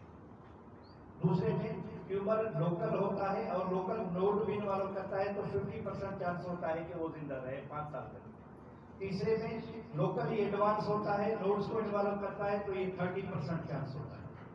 चौथे में डिस्टेंस होता है तो ये 5 साल, सिर्फ 5% लोग ऐसे हैं जो 5 year को रीच करते हैं, अदरवाइज वो सब उनसे पहले उनकी डेथ हो जाती है। अगर आपको कोई एक्सरे में CT स्कैन में ट्यूमर नजर आए तो उसमें 2 किस्म के ट्यूमर नजर आए, एक बेनाइन और दूसरा मैलिग्नेंट। बेनाइन में TB, नमूनिया, फंगल, हेमाटोमा। मैलिग्नेंसी में मेड्स लिम्फोमा या कार्सिनोइड, ये इस तरीके से आ सकते हैं। ये इसका डिफरेंशियल डायग्नोसिस है। ये इटियोलॉजी लास्ट टाइम भी हमने डिस्कस की थी। रेड फ्लैग्स क्या है इसमें? रेड फ्लैग ये है कि अगर 2 हफ्ते तक ये नाइस गाइडलाइन है यूके, एक्सरे सजेस्ट कर रहा है कि कैंसर हो, परसिस्टेंट हेमाप्टासिस हो और स्मोकर हो, अनएक्सप्लेन्ड प्लूरल फ्यूल हो और इंसिडेंटल नाड्यूल प्रोटोकॉल, अगर 8 मिलीमीटर से साइलेंट नाड्यूल है और इसमें ये आप इन्वेस्टिगेशन करते हो या रैपिडली ग्रोइंग नाड्यूल है तो उसका इमीडिएट वर्कअप कराओ। की टेक अवेज क्या है कि इमेजिंग फर्स्ट में इमेजिंग कराओगे और टिश्यू डायग्नोसिस ये गोल्ड स्टैंडर्ड है और इमेजिंग भी गोल्ड स्टैंडर्ड है। अगर नॉन इन्वेजिव में CT गोल्ड स्टैंडर्ड और इन्वेजिव में बायोप्सी गोल्ड स्टैंडर्ड। उसके बाद जो है सेकंड स्टेज में आप सब टाइपिंग करोगे, थर्ड में मॉलिक्यूलर टेस्टिंग और चौथे स्टेज में आप क्या करोगे, उसकी स्टेज डिटरमाइन करोगे कि TNM में ये कहाँ पड़ रहा है। ट्रीटमेंट ऑप्शन, अब ये ट्रीटमेंट ऑप्शन की समरी है। ट्रीटमेंट एक तो उसके टाइप, हर ट्यूमर की टाइप अलग है और उसकी ट्रीटमेंट रिस्पांस अलग है और ट्रीटमेंट प्रोटोकॉल अलग है। स्टेज और पेशेंट की ओवरऑल है, हमने कहा PFT कराएंगे तो उसकी ओवरऑल है तो surgery for localised tumours, radiation, chemo, targeted therapy, immunotherapy या मल्टी डिसिप्लिनरी अप्रोच। और इसमें याद रखें कि खाली आप सर्जरी या कीमो रेडियो नहीं करेंगे या इम्यूनो नहीं करेंगे, पैरेलली और भी जो कॉम्प्लिकेशन होते हैं तो आपने उनको भी सॉर्ट आउट या ट्रीट करना है। ये उसकी डिटेल है। ये common immunotherapy treatment for lung cancer, इसमें चेक पॉइंट इनहिबिटर्स, ये न्यू ग्रुप्स हैं ड्रग्स के जो यूज होते हैं। हमारे यहाँ पहले क्या होता था, रेडियोथेरेपी बाबा शुआ लगता, ओवर कीमोथेरेपी मरीज थोड़ो थी और सॼे जिस्म जा वार खुश्क थी है।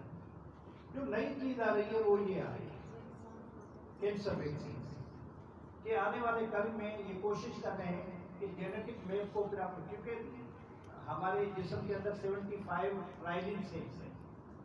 कितने? 75।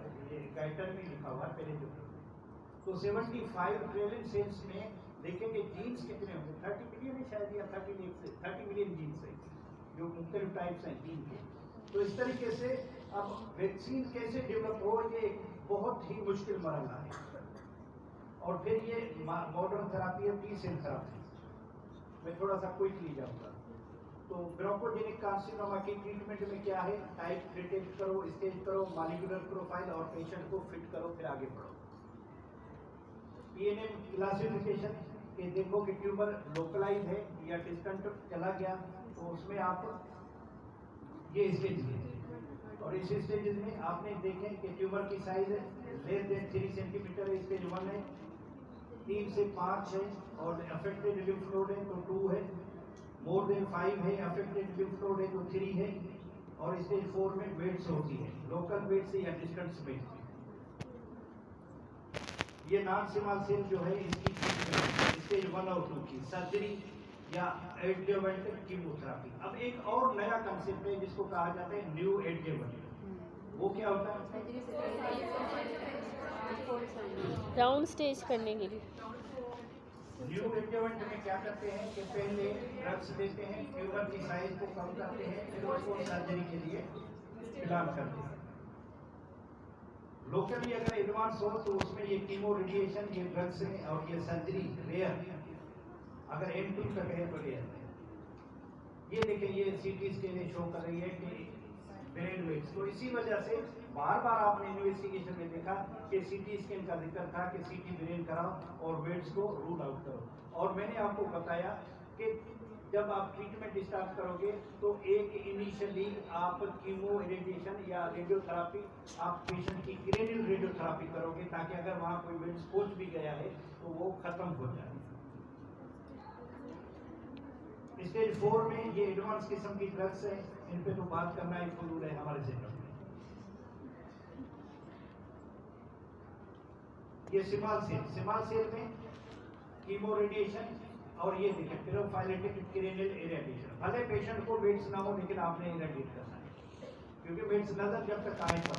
और एक्सटेंसिव स्टेज बेटा स्टेशन में ये इम्यूनोथेरेपी और ये PCI controversial now after replaced by MRI surveillance. Palliative care मतलब एक तो कैंसर है, साथ में और आप क्या करोगे, तो पेन मैनेजमेंट, डिस्निया, न्यूट्रिशन और साइकोलॉजिकल केयर आप नहीं करोगे।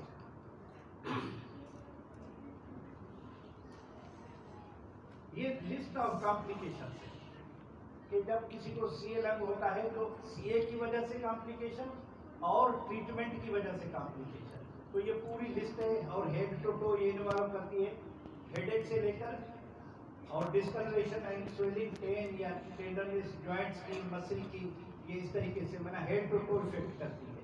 और पाँव में नंबनेस, एडिमा वगैरह वगैरह ये करती है। मोर्टेलिटी का जिक्र हमने किया था कि पाकिस्तान में जो है वो 18,000 लोग हर साल मरते हैं सीए लंग की वजह से। दुनिया में ये रेशो कम हो रहा है, हमारे यहाँ ये 12,000 से 18-19,000 तक पहुँच गया है ये रेशो। पाकिस्तान में ये बढ़ रहा है 10 to 15% इसमें डेथ में, और दुनिया में क्या आया है ये -5%। और क्योंकि अब फीमेल स्मोक ज़्यादा करती है तो वहाँ वो सीएलएम ब्रेस के हिसाब से वो बढ़ रहा था। 1 अगस्त हर साल जो है सीएलएम के हवाले से एक दिन मनाया जाता है पूरी दुनिया में 1 अगस्त का। एजुकेशन में ये है कि लोगों को स्टॉप स्मोकिंग के लिए आप एक स्लोगन दें कि स्मोकिंग न करें।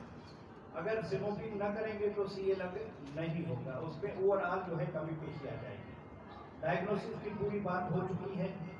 प्रोग्नोसिस इसका ये है कि पाकिस्तान में 85% लोग मर जाते हैं, दुनिया में 85% लोग बच जाते हैं जब सीए लंग होता है। तो ये प्रोग्नोसिस है हमारा नेशनल और इंटरनेशनल। प्रिवेंशन में एक ही चीज याद रखें कि वो है स्मोकिंग मेन स्टेज, जो 85% 80% काजिल में आता है। ये खाने की कुछ अशिया हैं जो कहते हैं कि अगर आप खाओगे तो सीए लंग से बचोगे। ये ज़्यादातर जो इंडियन लोग जो है इस पे करते हैं कि हल्दी है, तुलसी है, जिंजर है और लीफी ग्रीन वेजिटेबल्स है, फ्रूट्स है, मिलेट्स है, नट्स है, ये आप खाएं तो ये हेल्थी डाइट है। 30 मिनट की डेली की एक्सरसाइज आपको मैलिग्नेंसी से प्रिवेंट करती है। और टोबैको जैसे कि लीडिंग काज है तो स्टाफ टोबैको, आपका टोबैको चिविंग भी आती है तो वो उसको भी खुदारा दोनों ही मतलब है। Conclusion, early detection of lung tumour significantly increase the chance of effective treatment. जल्दी डायग्नोसिस अच्छी ट्रीटमेंट, और अगर लेट करोगे तो बुरी ट्रीटमेंट। से ये last no to smoking and passive smoking. न पियो, न किसी के पास बैठो और पीना। तो with this we have to end. Thank you very much.